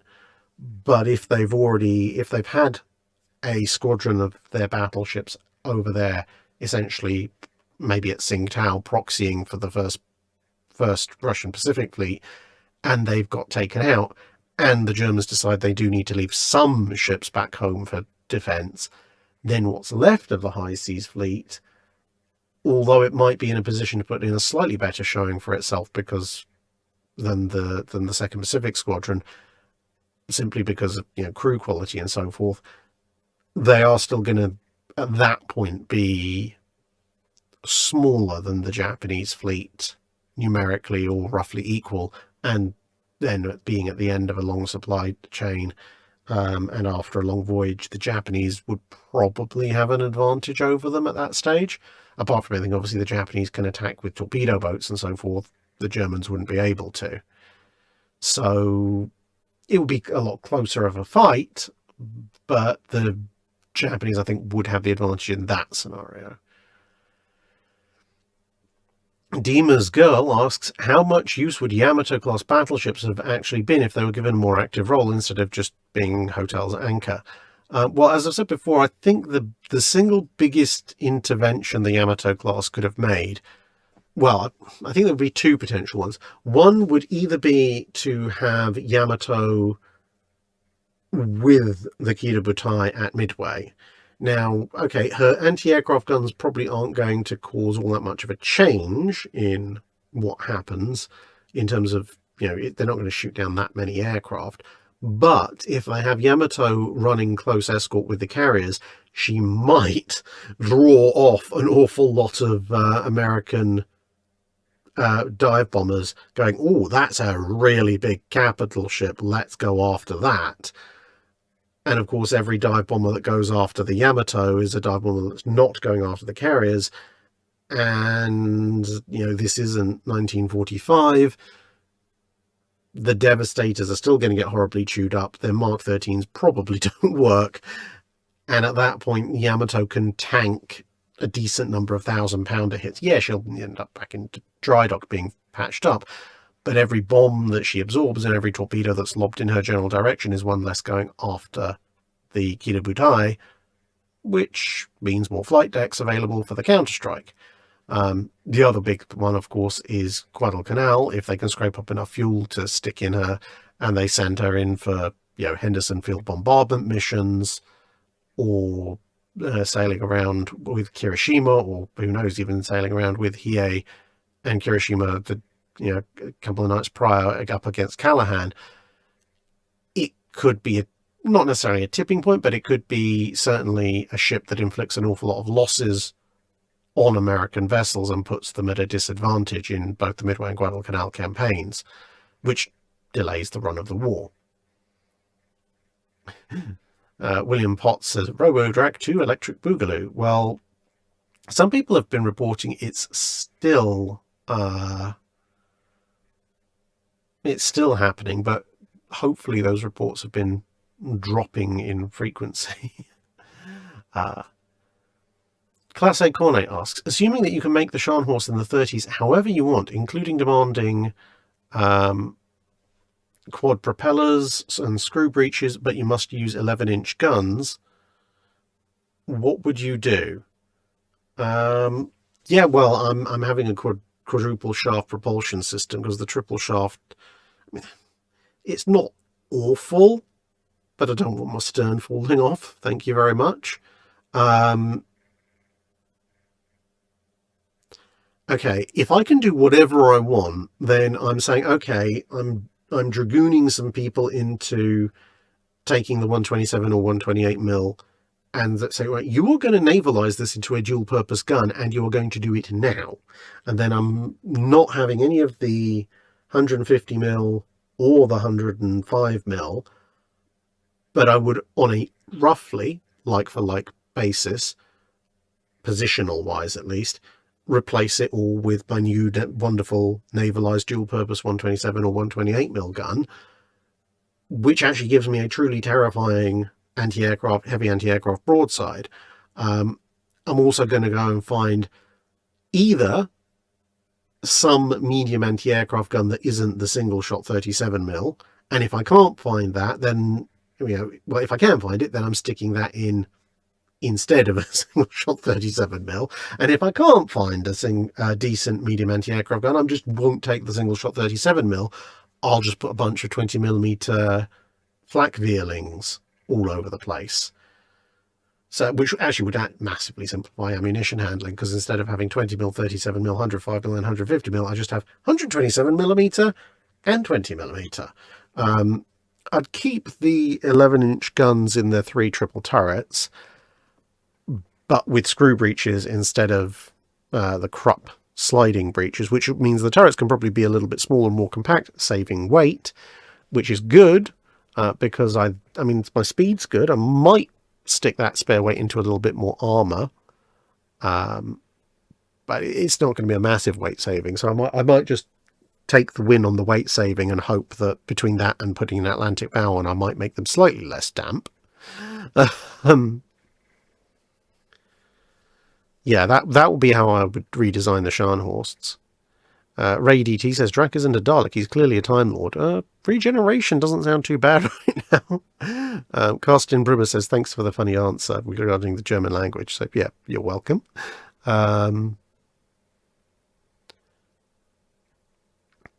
Blue Jacket Warrior, Style and Profiling Battleships and BBQ says, yeah, well, if you want this Pluto shirt, I actually got that at the NASA Museum in Houston. When was that? Last year, I think. So I guess it's available from them, or whoever they got it from. I got Mini Drac plush Pluto and Karen to go with the shirt, although obviously the shirt's mine. Mini Drac loves playing with plushy Pluto and Karen. Or Charon, depending on how you want to pronounce it. Blue Jacket Warrior. German capital ships were quite inefficient due to the loss of trade knowledge between World War I and the breakdown of the treaties. Could anything have been done to offset this lack of knowledge before Germany went into full rearmament? Well, I mean, maybe. I'd say the two biggest opportunities would either be, it doesn't have to be either, it could be both, would be to not necessarily start your own battleship design bureau the way they did the U-boat one in the Netherlands, but would be maybe to get some of your battleship designers and send them over to work in the Netherlands or to work in other friendly countries overseas, maybe Italy, and also to buy in design expertise from Italy, because remember, with the Soviets and everything, the Italians will sell anything to anybody if they have enough money to pay for it. So yeah, basically import battleship design knowledge or go over to help out designing battleships in allied countries. I think particularly the Italian idea might work out better.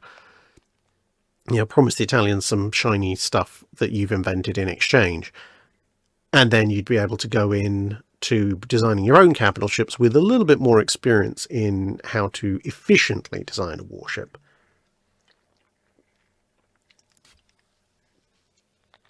The Stoned Abbot asks, what are the vertical clip-looking things on some battleship armor belts? Are they something to do with holding the torpedo bulges into place? Well, I'd have to know what those vertical clip-looking things are. So let us consult the Great Tome of Naval Photographs. So, I mean, some battleship armor belts. Let's take Italy. Let's look at Conte di Cavour for random reasons. Let's see if there's clips on the side of her armor belt.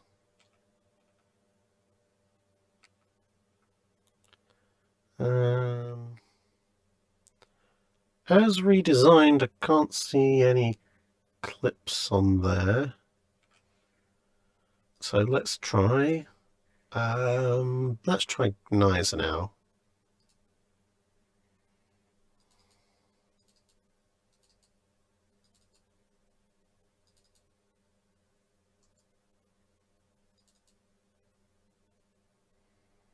Mm-hmm.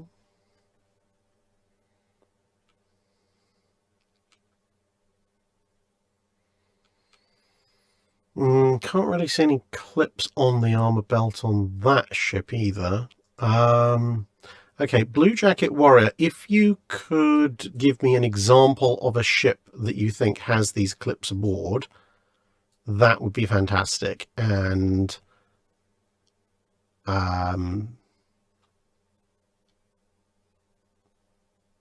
Carl Zilbia says he may be referring to stow torpedo nets against hull. I would have thought so, except that he says vertical clip, whereas the torpedo stow torpedo nets tend to be more horizontal or diagonal.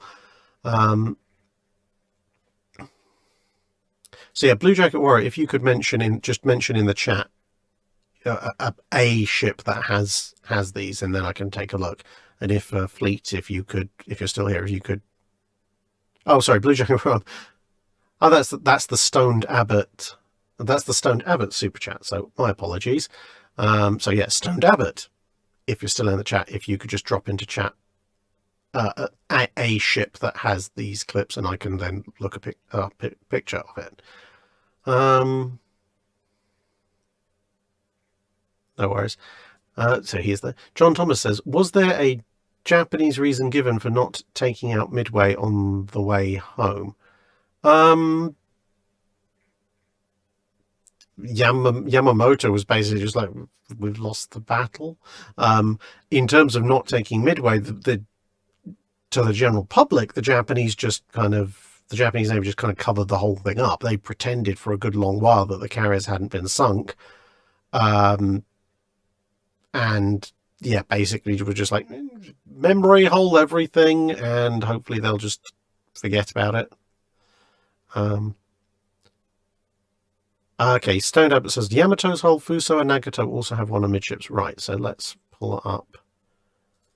Well, let's go for Nagato. I think I've got some decent pictures of her. Large hull segments of Nagato.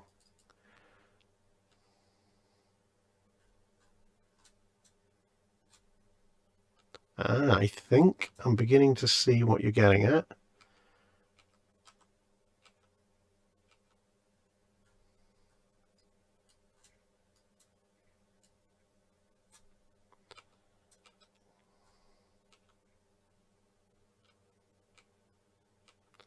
Need to find a better quality photo. Oh. Aha. Yeah, that's an atomic bomb test unit. That's not helpful.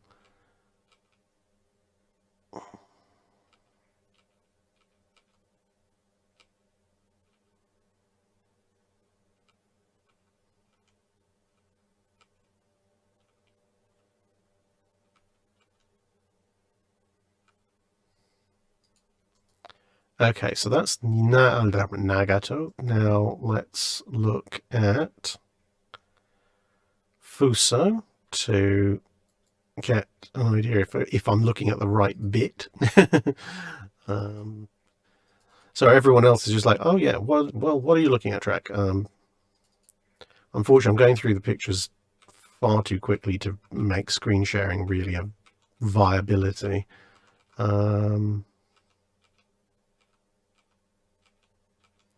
Okay, turns out there aren't that many good photos of Fuso, at least in that folder.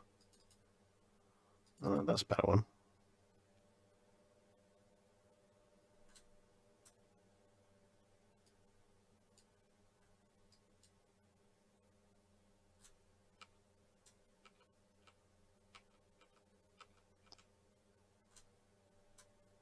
Yeah, they've got that as well. Okay, and of course, let's have a look at Yamato.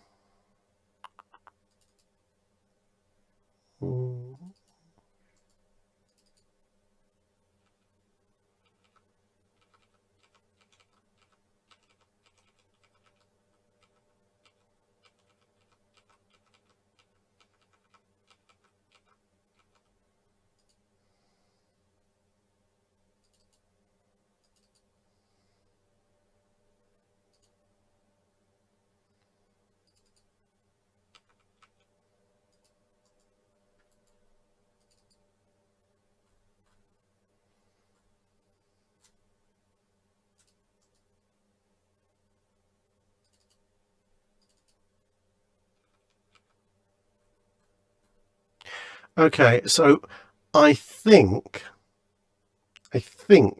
the clip-looking things on the sides of the Japanese hulls are drainage pipes. I believe that they're part of the ship's drainage system. Some of them may be linked up to the bilge pipes, the bilge pumps, sorry, and or they might also be. Where's that gone? There you go. They might also be connected. Well, some of them probably will be connected to the ship's plumbing system as well, because you actually see similar systems in place on some museum ships these days. So I'm pretty sure they're outlets for bilge pumps, regular ship's pumps, and the ship's plumbing system. Good night, Anil Starsevic, who is going to bed.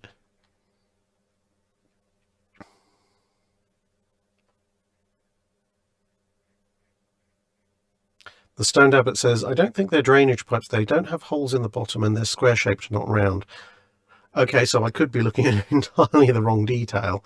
I'll tell you what, Stoned Abbot, if you drop me an email or a Discord message with a couple of pictures with the particularly offending bits circled, and then I can get back to you via email or Discord message with more detail when I've had a chance to look it up in precise detail, so we know exactly which component we're talking about. Texas Anla Shock asks, you're put in charge of setting up a museum and memorial in honor of the Reaper War. Your centerpiece is Normandy SR2, but how do you arrange everything else, and how do you interpret the ship itself and ED2? Well, I don't think I can. Well, I suppose you could ask ED to create a VRI, or a VI, a virtual intelligence, that mimics her, but isn't her. So, given that it's now a museum ship, you don't have to worry about her actually running the ship. I mean, to be honest, both of the Normandies, SR1 and SR2, are not exactly the world's largest ships.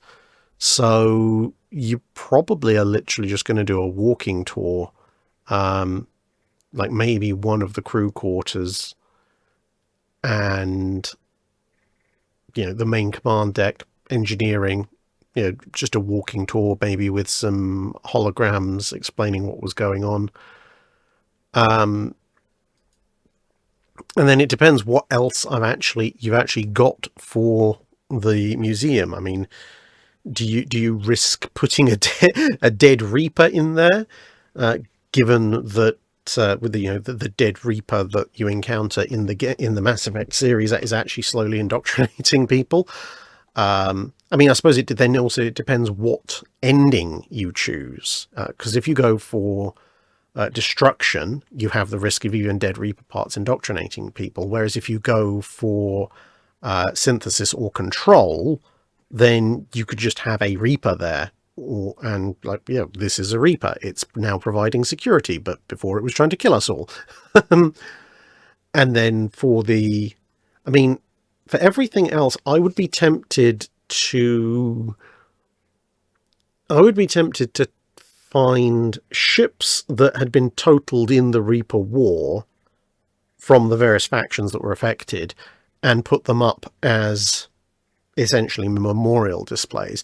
Now, the thing is, it'd be really tempting to put up dreadnoughts because they're the biggest and the meanest, and obviously you've got Turian dreadnoughts and Asari dreadnoughts and human dreadnoughts and so forth, but not every race has a dreadnought, and of the ones that do, it's not necessarily clear that how many, if any, they lose. Like the poor Volus, they just have the one, and I can't remember if they do lose it. I don't think they do. But then that would make it potentially unfair. So perhaps what you would do is have the council races. So that'd be the humans, Solarians, Asari, and Turians. Maybe have one of their dreadnoughts each, and then everyone else who suffered maybe has a shattered cruiser as an example. So yeah, that would be kind of my memorial dash museum. And obviously you could have a handful of Geth assigned as tour guides. That would be quite amusing. I think the Quarians need every ship they have, so unless there's something that's really battered and they're willing to hand over, you'd maybe just have to have a holographic representation. But I mean, it also depends, depending on how you played it through. Did you have the Quarians? Did you have the Geth at the end? Did you have both? And how bad was it? I got a pretty decent ending. I had almost everybody that you could get there. Stoned Abbott, if you need to Discord, there should be a link in each video description. You can just send me a friend request as well. Texas and La Shock. Oh, that was that one. Class A Cornet says, why did the British keep Argus but not Vindictive? Basically, Argus was far more capable as a carrier, and there wasn't anything else you could do with Argus if you got rid of it. It was basically a case of either you keep Argus as a carrier or you dispose of her. But if you keep her, she has for the time period, relatively decent sized hangar, and even if she's not going to be a frontline carrier for too long, she makes a very good training carrier. Whereas Vindictive, being a kind of half-baked Hawkins class conversion, she can't carry as many aircraft. Therefore, she's not as capable and not as useful. She doesn't have anything near as large a hangar. And if you deconvert her, you have a relatively decent, for the time, heavy cruiser on your hands. So it was just a much easier argument to go, actually, we'll just have Vindictive back as a cruiser, albeit not identical to her Hawkins class siblings, and have Argus around as a half decent carrier, again, at least for the time period. Alternate historian Turtle Duck asks, you've theorized what the Pacific War would have been like if the Mark 14 torpedo actually worked. Oh, where's my Discord gone? There it is. But what about the opposite? How would the war be affected if the faults in the Mark 14 and its derivatives were never fixed? Well, if they are never fixed, if there's just something so fundamentally broken with the Mark 14 that it's never going to work, then I can see the US Navy perhaps taking one of two potential choices. Either they just wholesale replace the Mark 14 with the Mark 18, the electric torpedo, and maybe see what stocks of the Mark 10 that they can get their hands on that might be able to be slotted in. Or alternatively, or perhaps as well as, I don't know what happened there. They might, if the Mark 14 is just a flat out broken, you might have a crash program to replace it with something that actually works. But you might also see just see them buy up torpedoes from someone else, like the British, considering they're their major allies. Just say, look, you sell us a bunch of torpedoes that actually work, and obviously sell us one that will actually fit in our torpedo tubes. Now I'm just going to have to take a quick bio break, so talk amongst yourselves. I probably should come up with some kind of splash screen for this, but there's never been a problem before. So yeah, 2-minute break, everyone. I shall return.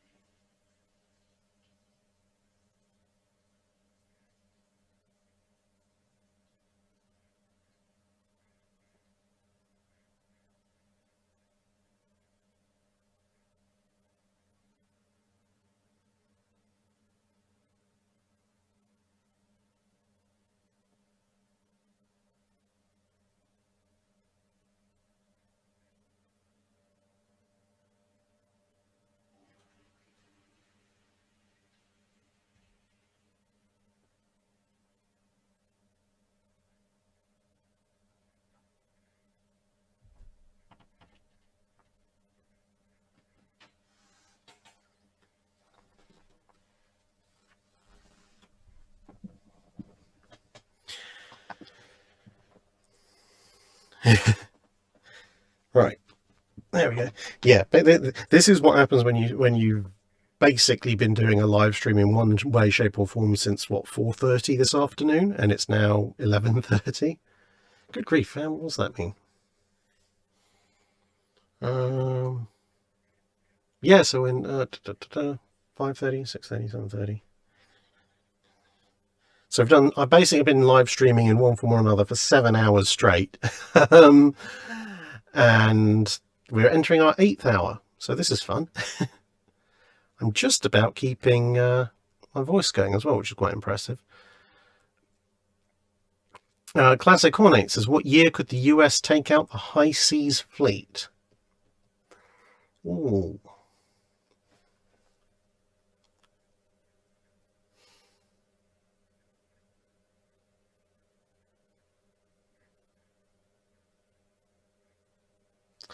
Oh, that's a good one.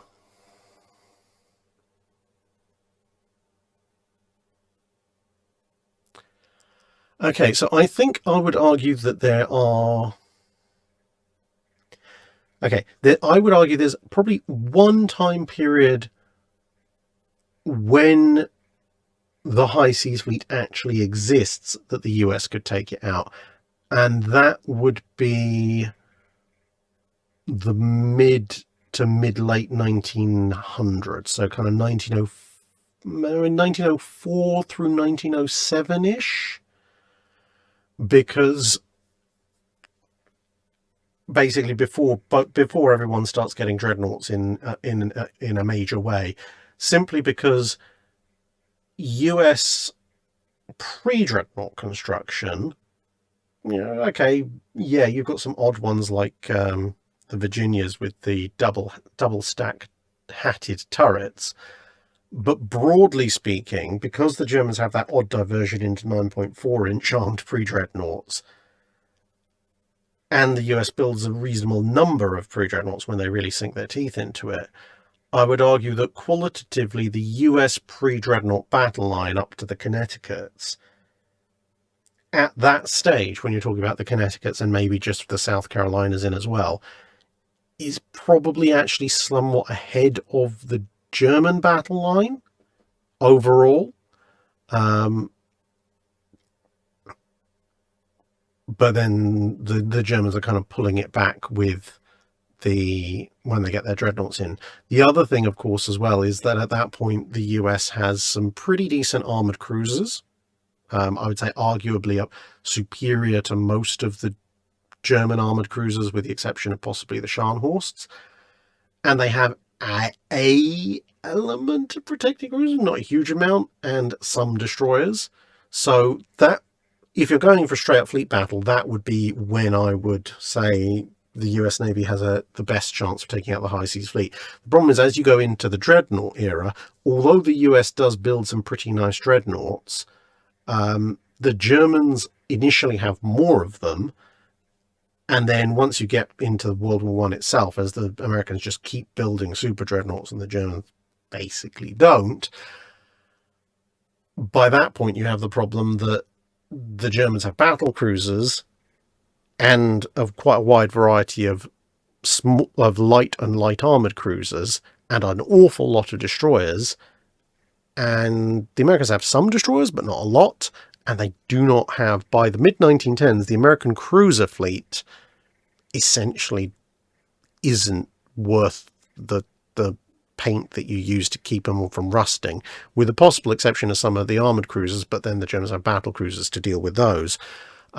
So the fact that the Americans have a very modern battleship heavy battle line doesn't actually make too much odds, because they don't have the scouting forces to see where the enemy is, and the enemy has an awful lot of fast capital ships in the form of battle cruisers and lots of destroyers to put lots of torpedoes into them and to cut off the American battle line, while the High Seas Fleet battle line, it picks up the survivors essentially.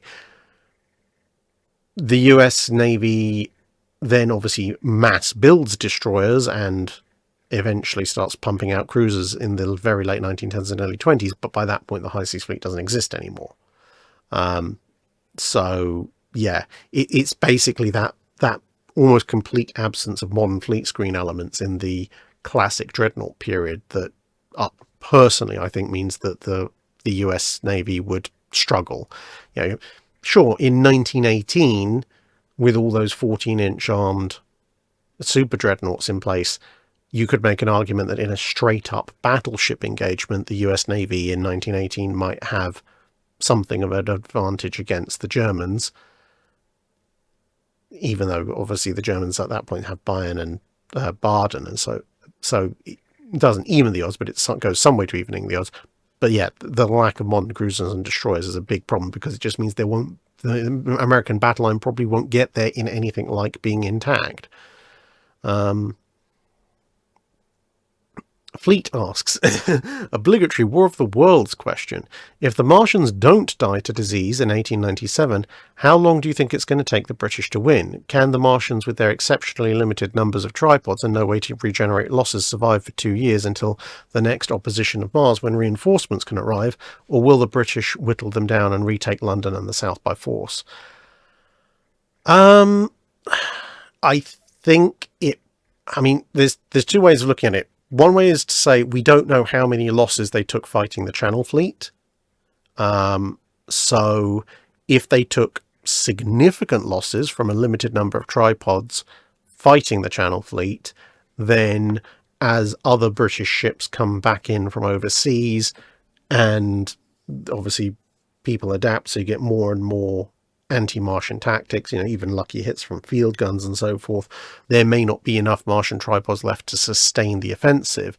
The flip side is, if they didn't take major losses against the Channel Fleet, maybe they just lost the tripods that came off the south coast, so the majority of their tripod force is still around, and of course towards the end they've got the flying machine ready to go. Well, if they keep most of their tripods just away from the coast, they've already taken London. We don't know, how much, what would be Mars forming they're doing, and with the flying machine giving them a superiority, that means a flying machine with a heat ray could take out any arbitrary number of battleships and so forth, because, well, they don't have anti-aircraft guns. Then in that scenario, they would just continue a steady advance and probably not lose too many more tripods, especially with air support, at which point they could either control the British Isles or establish control over a good chunk of it and wait for reinforcements if they felt they needed it.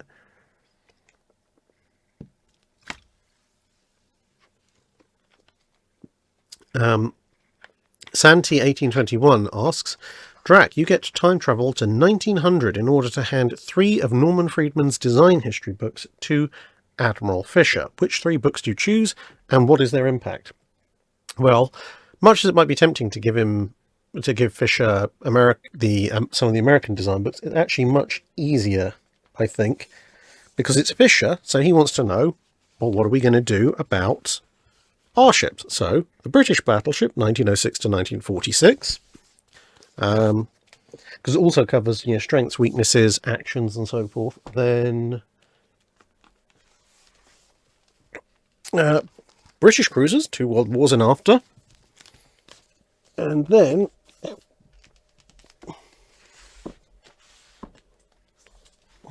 actually,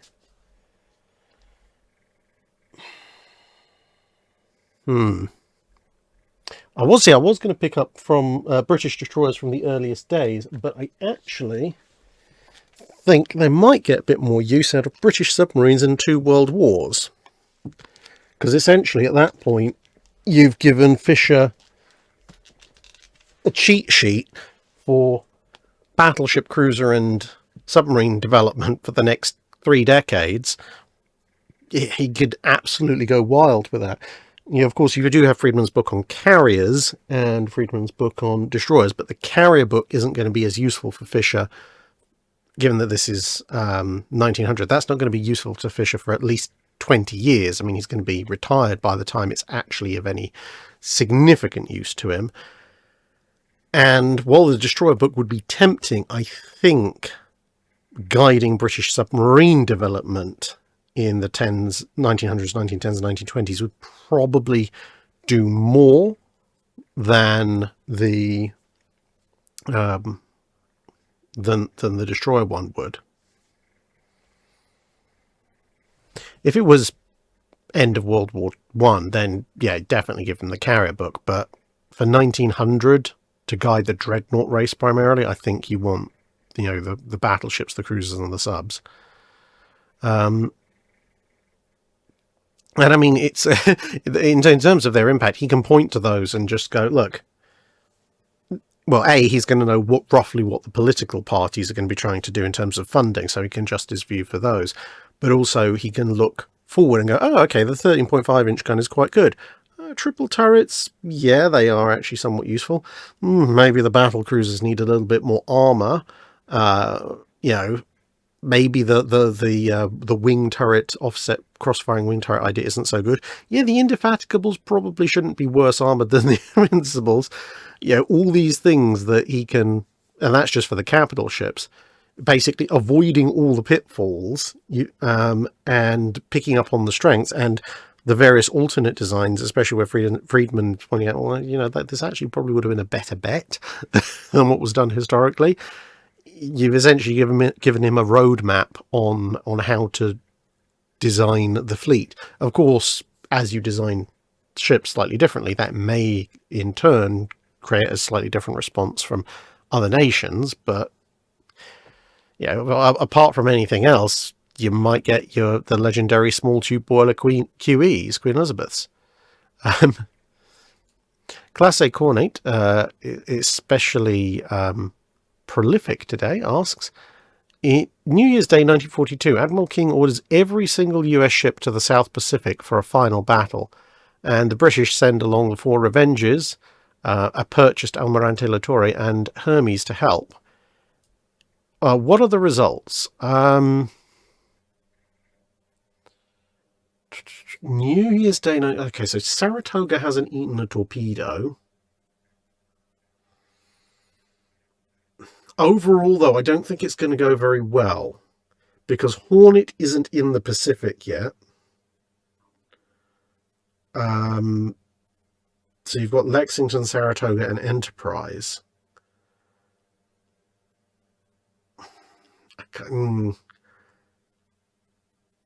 I can't see that working out very well with a full-strength Kido Butai still in the area.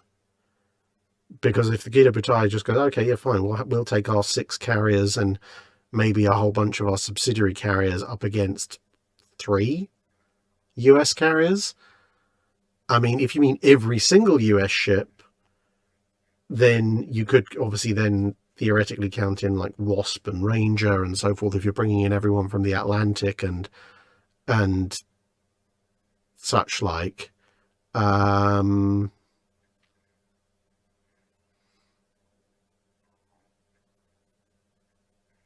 isn't really going to help really in that fight. I mean, you could maybe load up with fighters and run combat air patrol. But yeah, I think New Year's Day 42,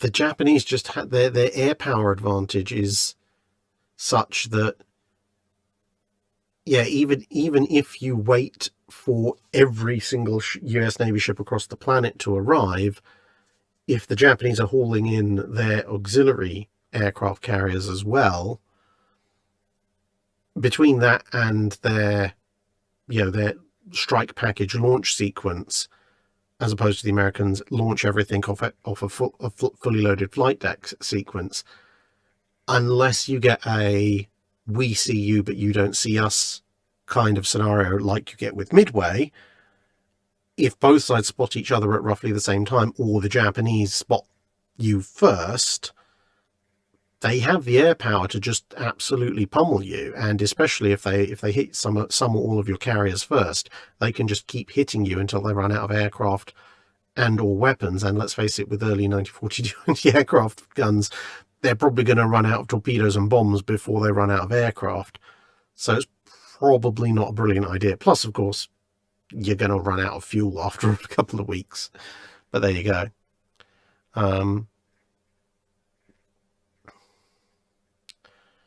Sage of Irrelevance asks, please rank the factions of Warhammer 40k from most to least favourite. Well, if you look in the background, you may see from my emotional support Achilles that I am very much a fan of the Adeptus Custodes.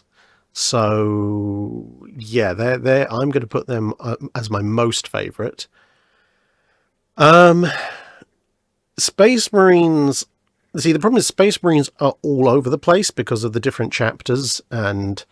well, I suppose if you're looking at the Horus Heresy Legions, so, you know, Salamanders and Carcharodons are up there with some of my favourites, but some of the other Marine chapters really, really aren't. So I would just assume the Marines are just kind of liberally sprinkled all across the chart. Now I'm going to try and combine performance on tabletop, models, and lore into a general ranking, rather than, because otherwise I'd have to rank everything multiple times over. So what other factions can we think of? Okay, rather than try and rank them 1, 2, 3, what factions that I like? Guard, I've played them before. I like the Guard. I've never played Orcs, but my brother has a very large Orc army, and they're pretty funny. So I would say Orcs go in the kind of I liked faction.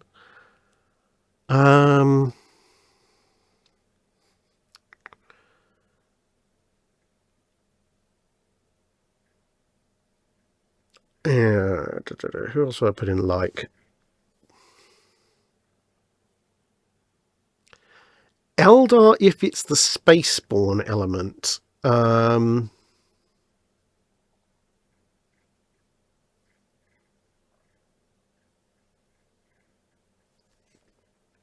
Yeah. See, there's a lot to like about the Eldar, but some of their lore and some of the mechanics that they, well, no longer have on the tabletop means I think the Eldar would fall just into my okay category. It's like I want to like them, but there's a few things I would change about them. I do like Tyranids. The only thing I don't like is having to paint them. So I actually have a whole bunch of unopened, unpainted Tyranids I need to sell off cheaply, because I am never going to be able to paint a massed Nid army, much as I'd absolutely love to. I just do not have the time for that many models. So Eldar are kind of the higher rank of the okay, but I'm not particularly fussed about them factions. Tau are in there as well, because the Tau are interesting, but I'm kind of sad in a way that the Tau have gone towards being the mecha faction. Whereas I mean, I don't mind battle suits, but I kind of also liked the fact that you certainly used to be able to go, well, I could build a Tau auxiliary themed army with Kroot and Vespid and so forth, or I could build a Tau mechanized warfare army with hammerheads and devilfish and piranhas, and various infantry, or I could have a battlesuit army. And yes, I appreciate the Tau have recently had some of their auxiliaries, reappear after years in the wilderness, but the Tau these days have, let's face it, are mostly a, do you like mecha? Here, have some battlesuits. Which is okay. For me, it's okay, but doesn't really do all that much for me. Sisters of Battle are to the lower end of the okay-ish faction, mostly because they're an interesting concept, but until recently they really didn't have all that much in the way of unit variety, and even now I think they could stand to use a bit more unit variety. Dark Eldar are definitely in the trash pile. Don't like them. Chaos also in the trash pile. Except, yeah, no, generally Chaos go in the trash pile, except maybe for the Iron Warriors. Don't really like any of the others. I mean, I can appreciate them in the lore, but I don't particularly like them. I wouldn't collect Chaos myself. Just think of other factions. I mean, Imperial Knights, they're Imperial Knights. Meh. I mean, again, I've got some Imperial Knights I need to sell on because I kind of like the models, and I like you can have a very low model count army, even lower model count than Custodes, but it's it's like, well, great, I've got 4 knights and some armigers. Now what? This is my army, especially if you magnetize the weapons.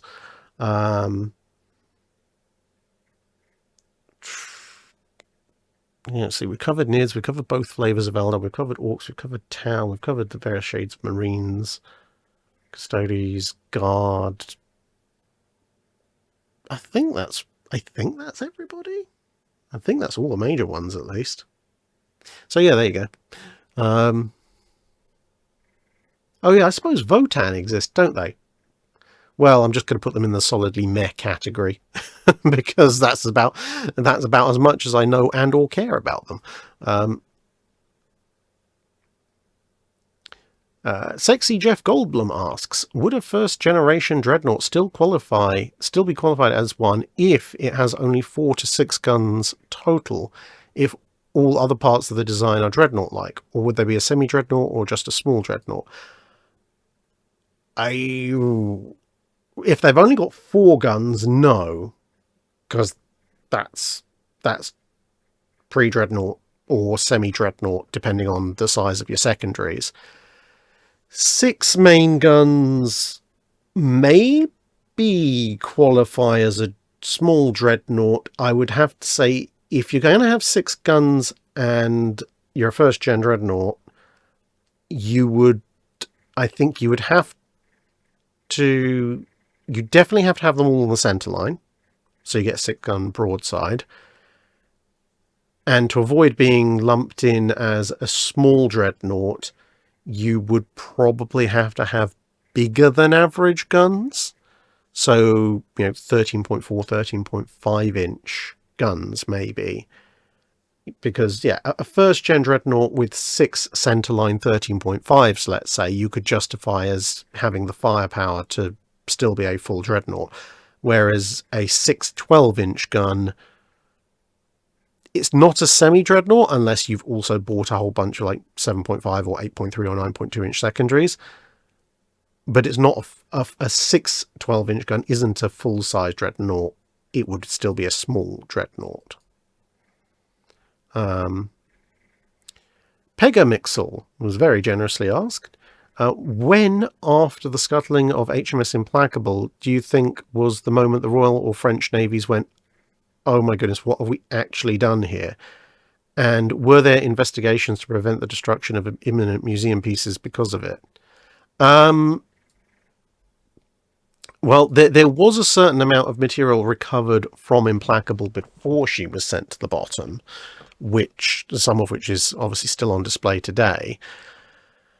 In the immediate aftermath of the loss of Implacable, I don't recall there being major investigations that specifically preserved other ships as museums. I mean, there were a whole load of worthy ships that went to the breakers in the late 40s and early 50s.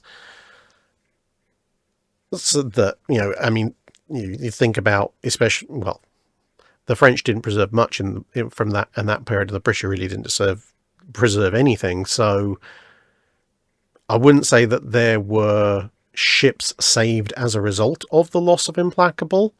There may have been an appreciation of maybe some older ships going to the breakers where we had to preserve bits. But even then, we didn't really preserve anything from Warspite except what happened to be salvaged. Same for Renown or Rodney. So yeah, I don't think, unfortunately, that there wasn't anything really major in that direction, apart from the bits of Implacable that were saved. But in terms of the Royal and French navies turning around and going, maybe we should have done that, I think in the immediate post-war extreme financial straits that both Britain and France found themselves in, I don't think, outside of the more history-loving side of the population, I don't think many people cared all that much initially, sort of en masse.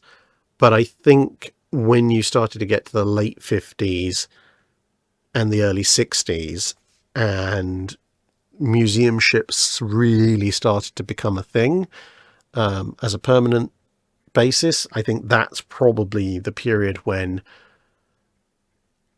both the Marine Nationale and the Royal Navy turned around and went, oh yeah, we really probably could have used a third rate, the only one left. Yeah. By the way, if anyone knows how to do decent underwater metal detecting in shallow waters, I may have an appointment with you at Prussia Cove, because I want to see if there's any bits of warspite still down there at some point. Yeah, so sorry, Peg and Mixel, for a rather depressing answer, but unfortunately, much as we can look back at it now and say that was a thoroughly stupid decision, at the time and for some time thereafter, a lot of people really didn't seem to care. Basically, the people who were against it before she was scuttled, and it didn't change too many people's minds for at least a decade or two afterwards. John Thomas asks, US World War II torpedo issues are well documented. Was no one held accountable for the morale issues, i.e. the public? Is there any Japanese source saying if Midway torpedoes squads launched and hit with no explosion?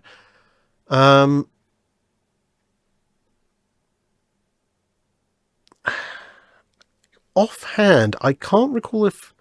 I think there are definitely some Japanese reports of dud torpedoes hitting their ships from Midway. One of the duds was even used as a flotation device when some carrier crew went over the side. But I think that particular dud was a Mark 14. When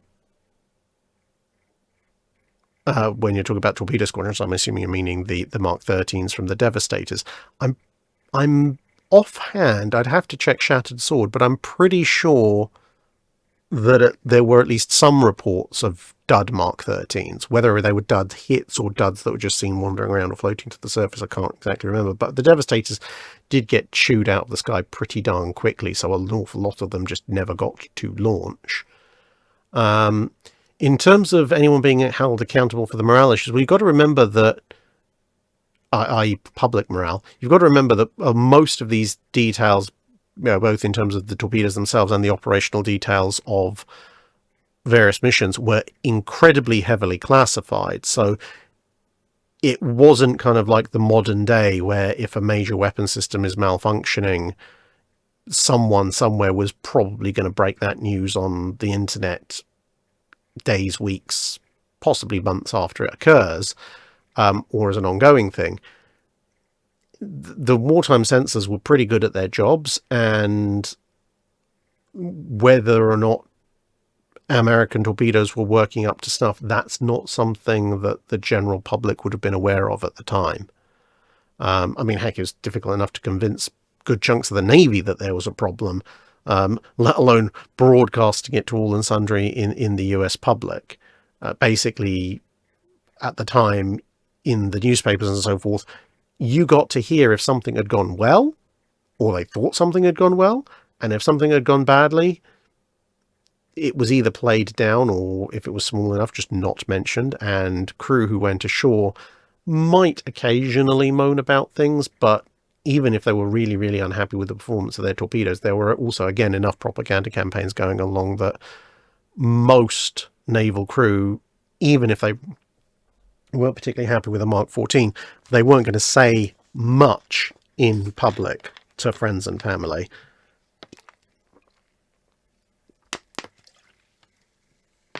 Just in case word got back to the Japanese and they exploited it, much like, the shallow exploding Japanese depth charges incident. Captain Wrecked asks, hope to meet up next time you get to Halifax. That sounds good. What, if anything, would you have... Yeah, well, I don't know. But returning to Halifax would actually be quite interesting, because I want to do some more research on the Halifax explosion apart from anything else. But again, if that's going to happen, it's probably going to be next year. What, if anything, would you have done to improve the Royal Canadian Navy's tribal class? I grew up visiting Hyder and Sackville. In a World War II context, well, I mean, one of the things would have been what I would have done to improve the tribal class generally, which would be to get the 4.5-inch gun in a higher elevation mounting into the fleet a lot sooner than it historically was, because then, well, yeah, can you imagine Hyder or any of the other tribals with even more rapid firing main armament that's also good against aircraft? So yeah, that would be my main way of improving them. There's not really the space or the weight on them to add another torpedo launcher, but I suppose the other thing I probably would do to try for tribals generally would be going into the war to have more anti-aircraft armament. I mean, it seems like an obvious one, but medium scale anti-aircraft armament. So until the Oerlikon comes about, I would ditch anything smaller, so 50 cal machine guns. I would ditch most of the depth charges, because let's face it, this is your premier fleet destroyer. You shouldn't be going after submarines. You do need the capability, so keep a few depth charges just in case, but actually minimize that. And but given that it's Royal Navy - Royal Canadian Navy, stick a bunch of pom-poms on, and then either supplement or replace with Oerlikons as those come online. Because yeah, a tribal class with 8 twin dual-purpose 4.5s and maybe a dozen to 16 pom-poms in various, single, quad, and quad mountings. I don't think I'd put an octuple mounting on. Personally, I can't think of where I would put one, size and weight-wise. But that would be a really, really nasty customer, even more so than the tribal class historically were.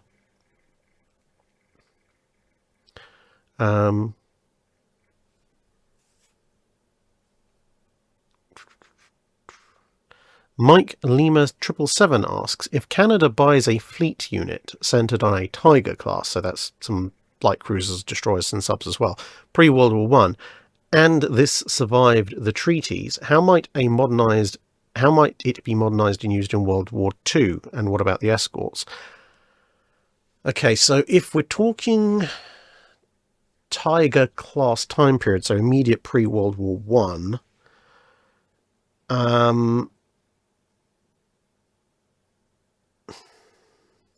the cruisers, I think, would be long gone, because they're going to predate even the C class. So you're probably talking about town class escorts, a World War One town class. They're not going to be useful in anything other than real secondary roles in World War II. Maybe if you got some of the earliest C class, if maybe they came a little bit later, then they might have a future perhaps converted into 10-gun AA escorts, as some of the C class historically were. The destroyers will be completely obsolete, so they would have to be replaced in the interwar period. Although that said, if you're looking at a modernized Tiger, then you can see a lot of my previous answers on how you would do that. But at that point, that would be very interesting, I think, because if you had a fleet unit where you've replaced the submarines and somehow this is all going to be funded by Canada, but let's assume that they have done. If you've replaced the submarines into maybe S-class, and you've replaced the destroyers, again, probably when they come to the end of their lifespan, so you're probably talking with the later alphabet series, so maybe I-class, or something like that. And then you have 3 or 4 anti-aircraft cruisers, so, with a modernized Tiger, then that would actually be a really powerful force for the early war, because it's essentially a good unit to potentially send into operations such as off of Norway, because its firepower and to a certain degree, especially if you've modernized it, armor and speed would allow a Tiger to at least have a decent chance going toe to toe with a Scharnhorst, especially if you pair it up with Renown, and a bunch of AA escorts, well, desperately needed off of somewhere like Norway. And then as the war goes on, the anti-aircraft cruisers would be very useful on things like Gibraltar to UK convoy runs, where you've got a lot more German scouting aircraft and air attack going on, and well, in the Mediterranean as well, for that matter. The Tiger, again, similarly, the modernised Tiger would be very good in the Mediterranean, backing up Cunningham's forces once things like the Graf Spee have been dealt with, or alternatively might be used as kind of a flagship for heavy cruiser forces, blocking potential German access into the Atlantic. So yeah, a good general purpose ship. But I think it would really see its chance to shine in the Mediterranean, because, I mean, not that I'd want to be hit by a 12.6-inch shell, but armor-wise, a modernised Tiger probably wouldn't be too far off maximum armor protection of the Conte de Corvors and Duilios, and armament-wise, slightly heavier guns, slightly fewer of them. So a modernised Tiger wouldn't actually be too bad to keep around, either with Force H or with a Mediterranean fleet, to face off against the Italians. And if you wanted to exploit its speed, obviously the AA cruisers would be an absolute godsend in the Mediterranean, but if you wanted to exploit its speed, again, you could stick it with the British cruiser forces, at which point they'd actually have something capable of fighting back against the appearance of Italian heavy cruisers, which might be interesting. So that's where I would probably put things. Let me try refreshing the tab.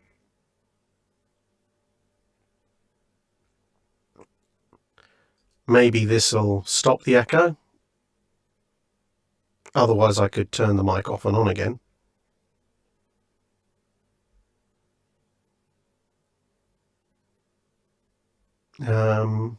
It's really weird this time, in that some people are suffering from it and others not. Although this particular one is more so, perhaps. Anyway, hopefully the tab refreshers solve the echo problem. Nearly done with the super chats, and it's just gone midnight as well. Well, this is going to be interesting.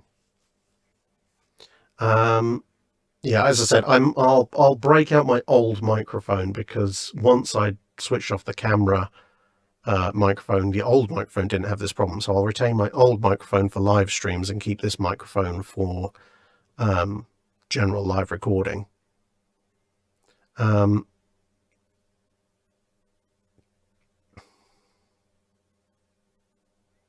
So where were we?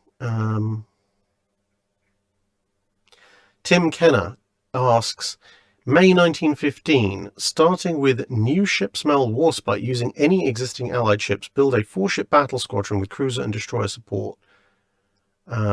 Same question for the start of World War II. Well, I mean, May 1915, you've got to take the Queen Elizabeths. That's pretty much just a given. That's your 4-ship battle squadron right there. In terms of cruisers, well, the Americans don't have any modern ones, so I'm afraid you have to just go with C-class, or actually, if I'm allowed to just take ones that exist, but perhaps multiply them beyond historical, I might go for the Birkenhead and Chester subtype of the Town class with the 5.5-inch gun battery, and just multiply them out.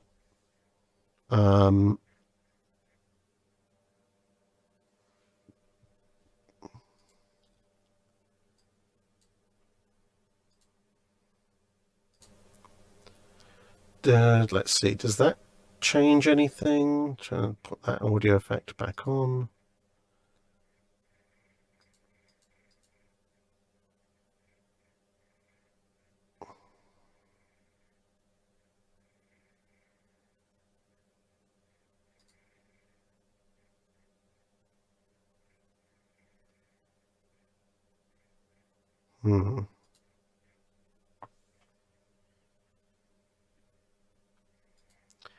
Just trying to see if I can...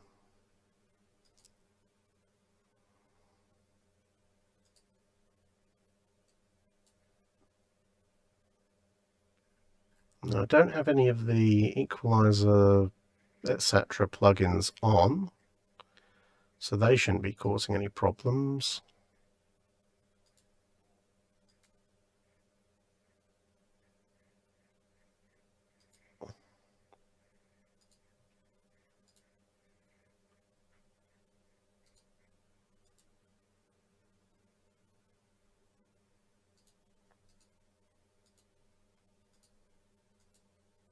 Maybe that'll change things. Just playing with a couple of settings. Okay,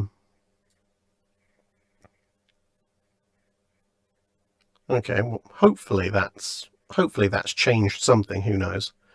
Where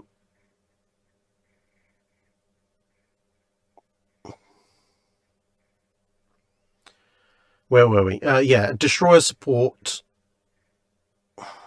Again, using Allied ships, May 1915. Just take whatever the Royal Navy's got as the latest ships. Unfortunately, when you're talking about Allied navies in 1915, the Americans don't really have much to offer in the cruiser and destroyer department, and neither do the French in terms of modern designs. The British are basically the only major Allied navy building new or having existing new cruiser and destroyer designs of any particular nature.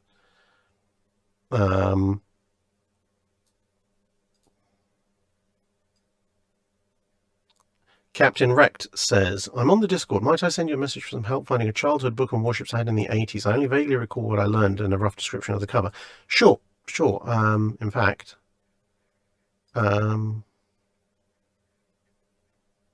yeah, just I've got your other message on Discord. So, yeah, feel free to send me a message. I'm always happy to help hunt down good old childhood books. I've probably got something, either owned that book or have possibly even still own it. You never know. Obviously, though, I will look at it tomorrow or Saturday rather than, well, later this morning as it is now.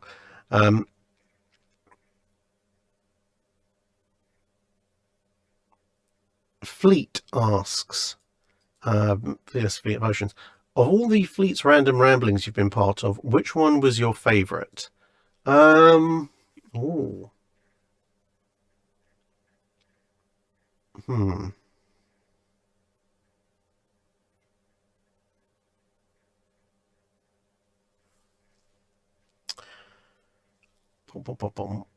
I would say probably the one where, because obviously because it's Fleet's Random Ramblings, we can talk about all sorts of things, including stuff that's outside of the channel scope, because I'm just there as a guest giving my opinion rather than stating specific, saying this from my personal expertise is a historical fact.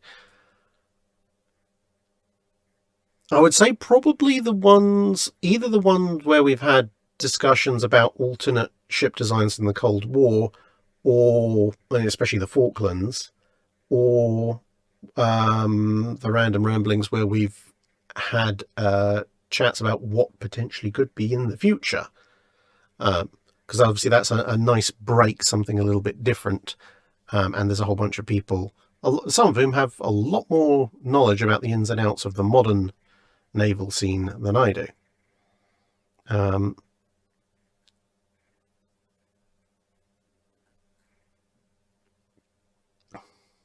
So I think that's all the super chats done.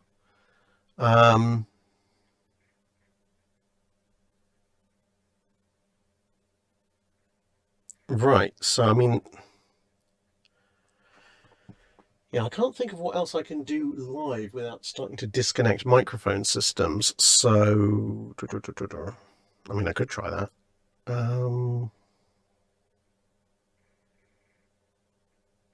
Okay, that's that output.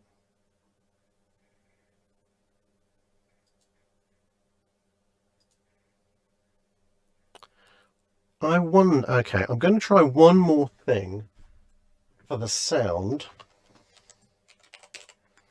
and then I'm going to add. All right, no, not the link stream is what keeping.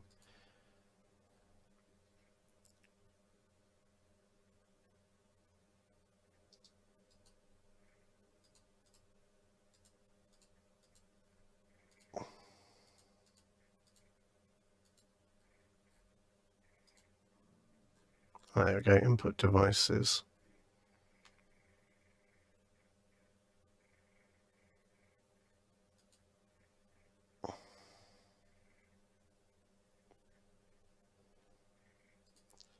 Let's see.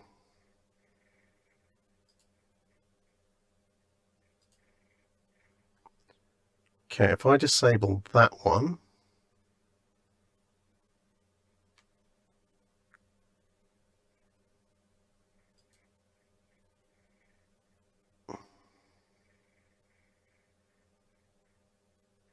and this could go badly, but let's see what happens if I disable that one.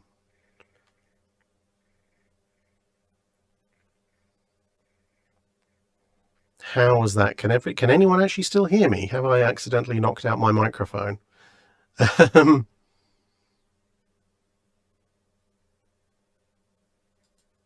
If people can still hear me, that's good. Right, and has it solved the Borg voice problem?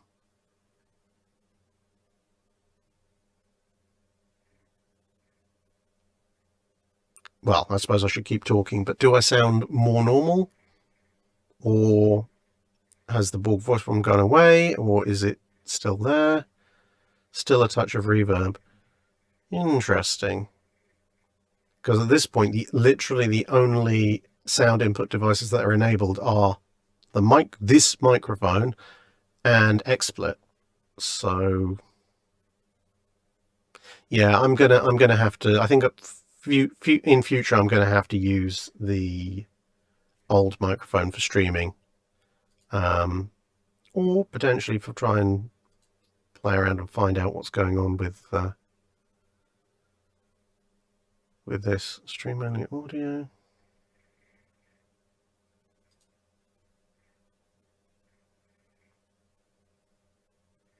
Yeah, I don't know what's going on. Okay, well, that's all the super chats that I know of. That's all of the Patreon Drydock questions for those 2 months, and it's midnight, so let's grab, let's say I'm going to grab 5 questions, and then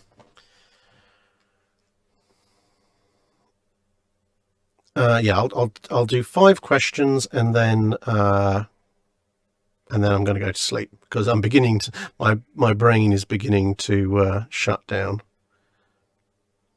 Nothead says, when I got close to the mic, I sounded better. Okay, well, I'll just go and sit here right next to the microphone then. Okay, so AR asks, on the topic of small tube boiler Queen Elizabeths, how do you think the Washington Treaty would have turned out had the UK had those instead of the historical QEs and Rs? How would Japan and the US deal with this?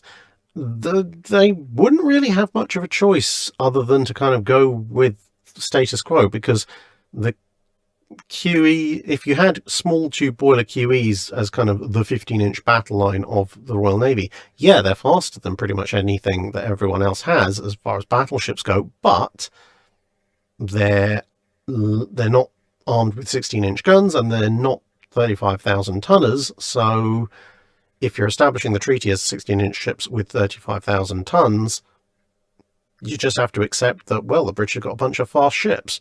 The Americans can comfort themselves and they've got 12 guns instead of 8, and the Japanese, well, for the few ships that they do have, I guess they can think the same thing.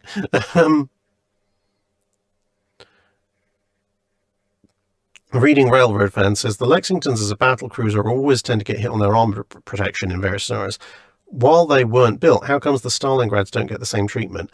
Partly because if the Stalingrads were built, or in a scenario where they're being considered, there aren't anywhere near as many Allied capital ships around to fight them as there would be to fight enemy capital ships to fight the Lexingtons, which means the Stalingrads might well be fighting against ships whose armor, whose shells they can resist on their armor, like cruisers and so forth. Plus, the accuracy of radar fire control and stuff just makes a lot of hits far more likely. And there's a lot more to smash up outside of the armor when it comes to like radar and so forth.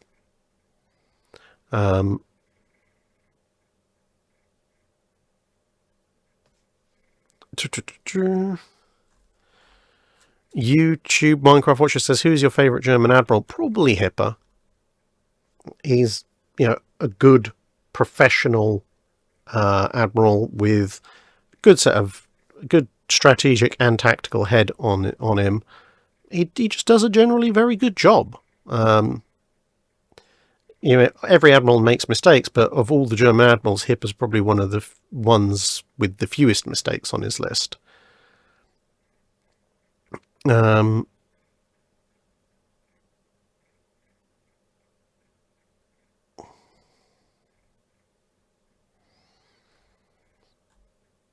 a lot of comments on the audio.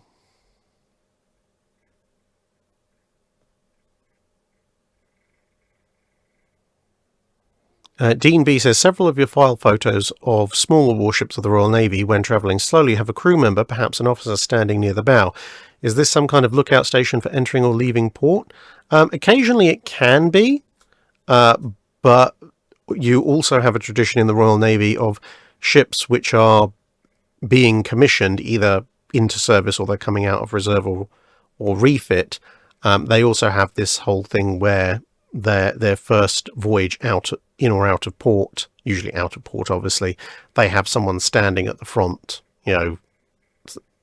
just being a kind of symbolic. I mean, if you look at the latest carriers, Queen Elizabeth and Prince of Wales, there's some fairly good footage of a rather well-dressed Scotsman standing on the bow ramp, I think of Queen Elizabeth, as she deploys.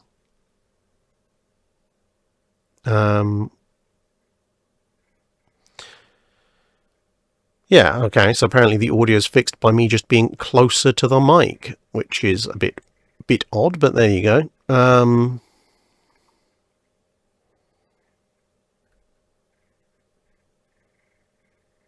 Mike Lieb asked, does anyone know how much gold, I presume, was aboard Lorient when it exploded at the Battle of the Nile?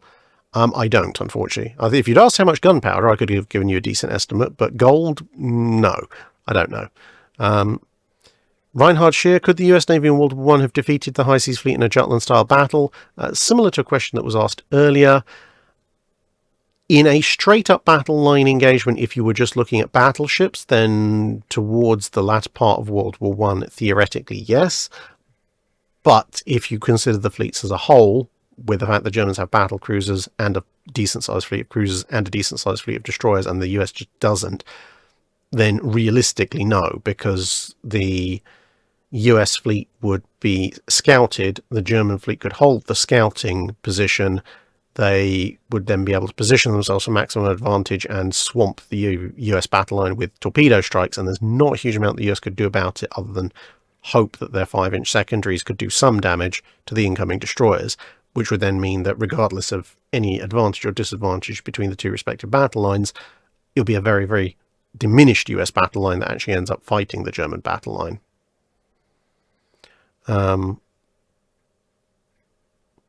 Sexy Jeff Goldblum, were 17 and 19-inch guns ever developed like the 16 and 18? There were some attempts in various nations to make odd things like 16.5-inch guns, 17-inch and 19-inch guns, but generally they were dropped and the plans never really went anywhere, in large part because it turns out that, at least that, well, depending on which navy you're looking at, either a 1.5 or 2-inch jump in caliber is roughly what you need to have the square cube law give you such a heavier shell that having the fewer guns necessitated by your guns increasing in weight as well still gives you a heavier broadside. Basically, if you go up just an inch in caliber, you usually will end up having to drop at least one gun, and the increase in weight and the increase in range and the increase in penetration you get from the slightly larger gun usually doesn't make up for it. But if you go up 1.5 or 2 inches, then it generally does, because your shell hits a lot harder, carries more explosive, goes further, and weighs more, so then it becomes more effective. As a few people started looking into them, there are records of various guns being designed, but it depends which navy you're looking at, because obviously if you're a navy that's only ever had a 15-inch gun, then jumping to a 17-inch can make a certain degree of sense, or a 16.5 or something like that.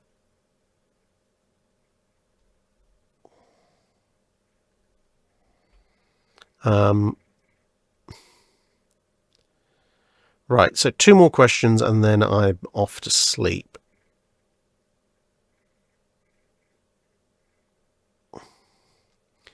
Zur Luften asks, can we have an episode about the sinking of HMS Victoria in 1893? Yes. Yeah, that whole incident. I do have that planned out, maybe towards the end of this year, as an episode I want to do at some point. Sorry, I keep drifting away from the mic. And then our last question of the day is from Miles McCaskill, or one very quick one. JC Xmas, can you do more on the Portuguese Navy? Yes, I do have a couple of Portuguese Navy videos planned for later in the year. But Miles McCaskill asks, do you think at some point AI could be used to reconstruct the last moments of a ship with data from its shipwreck, pictures, scans, construction plans, etc.? And can you think of a good candidate? Possibly. I think an AI model, processing model, might well be very helpful for that kind of thing. Obviously not in terms of the kind of, the Mid-Journeys and the Chat GPTs of the world. Those things aren't really up to it. But a more specific AI that's trained pretty much exclusively on shipwrecks, naval architecture, so on and so forth. I mean, there's simulation software which can already simulate, internal explosions, impacts, etc. very well. I think the main limitation of that software isn't so much the software itself, it's more the imagination of the people running the software and providing it with inputs.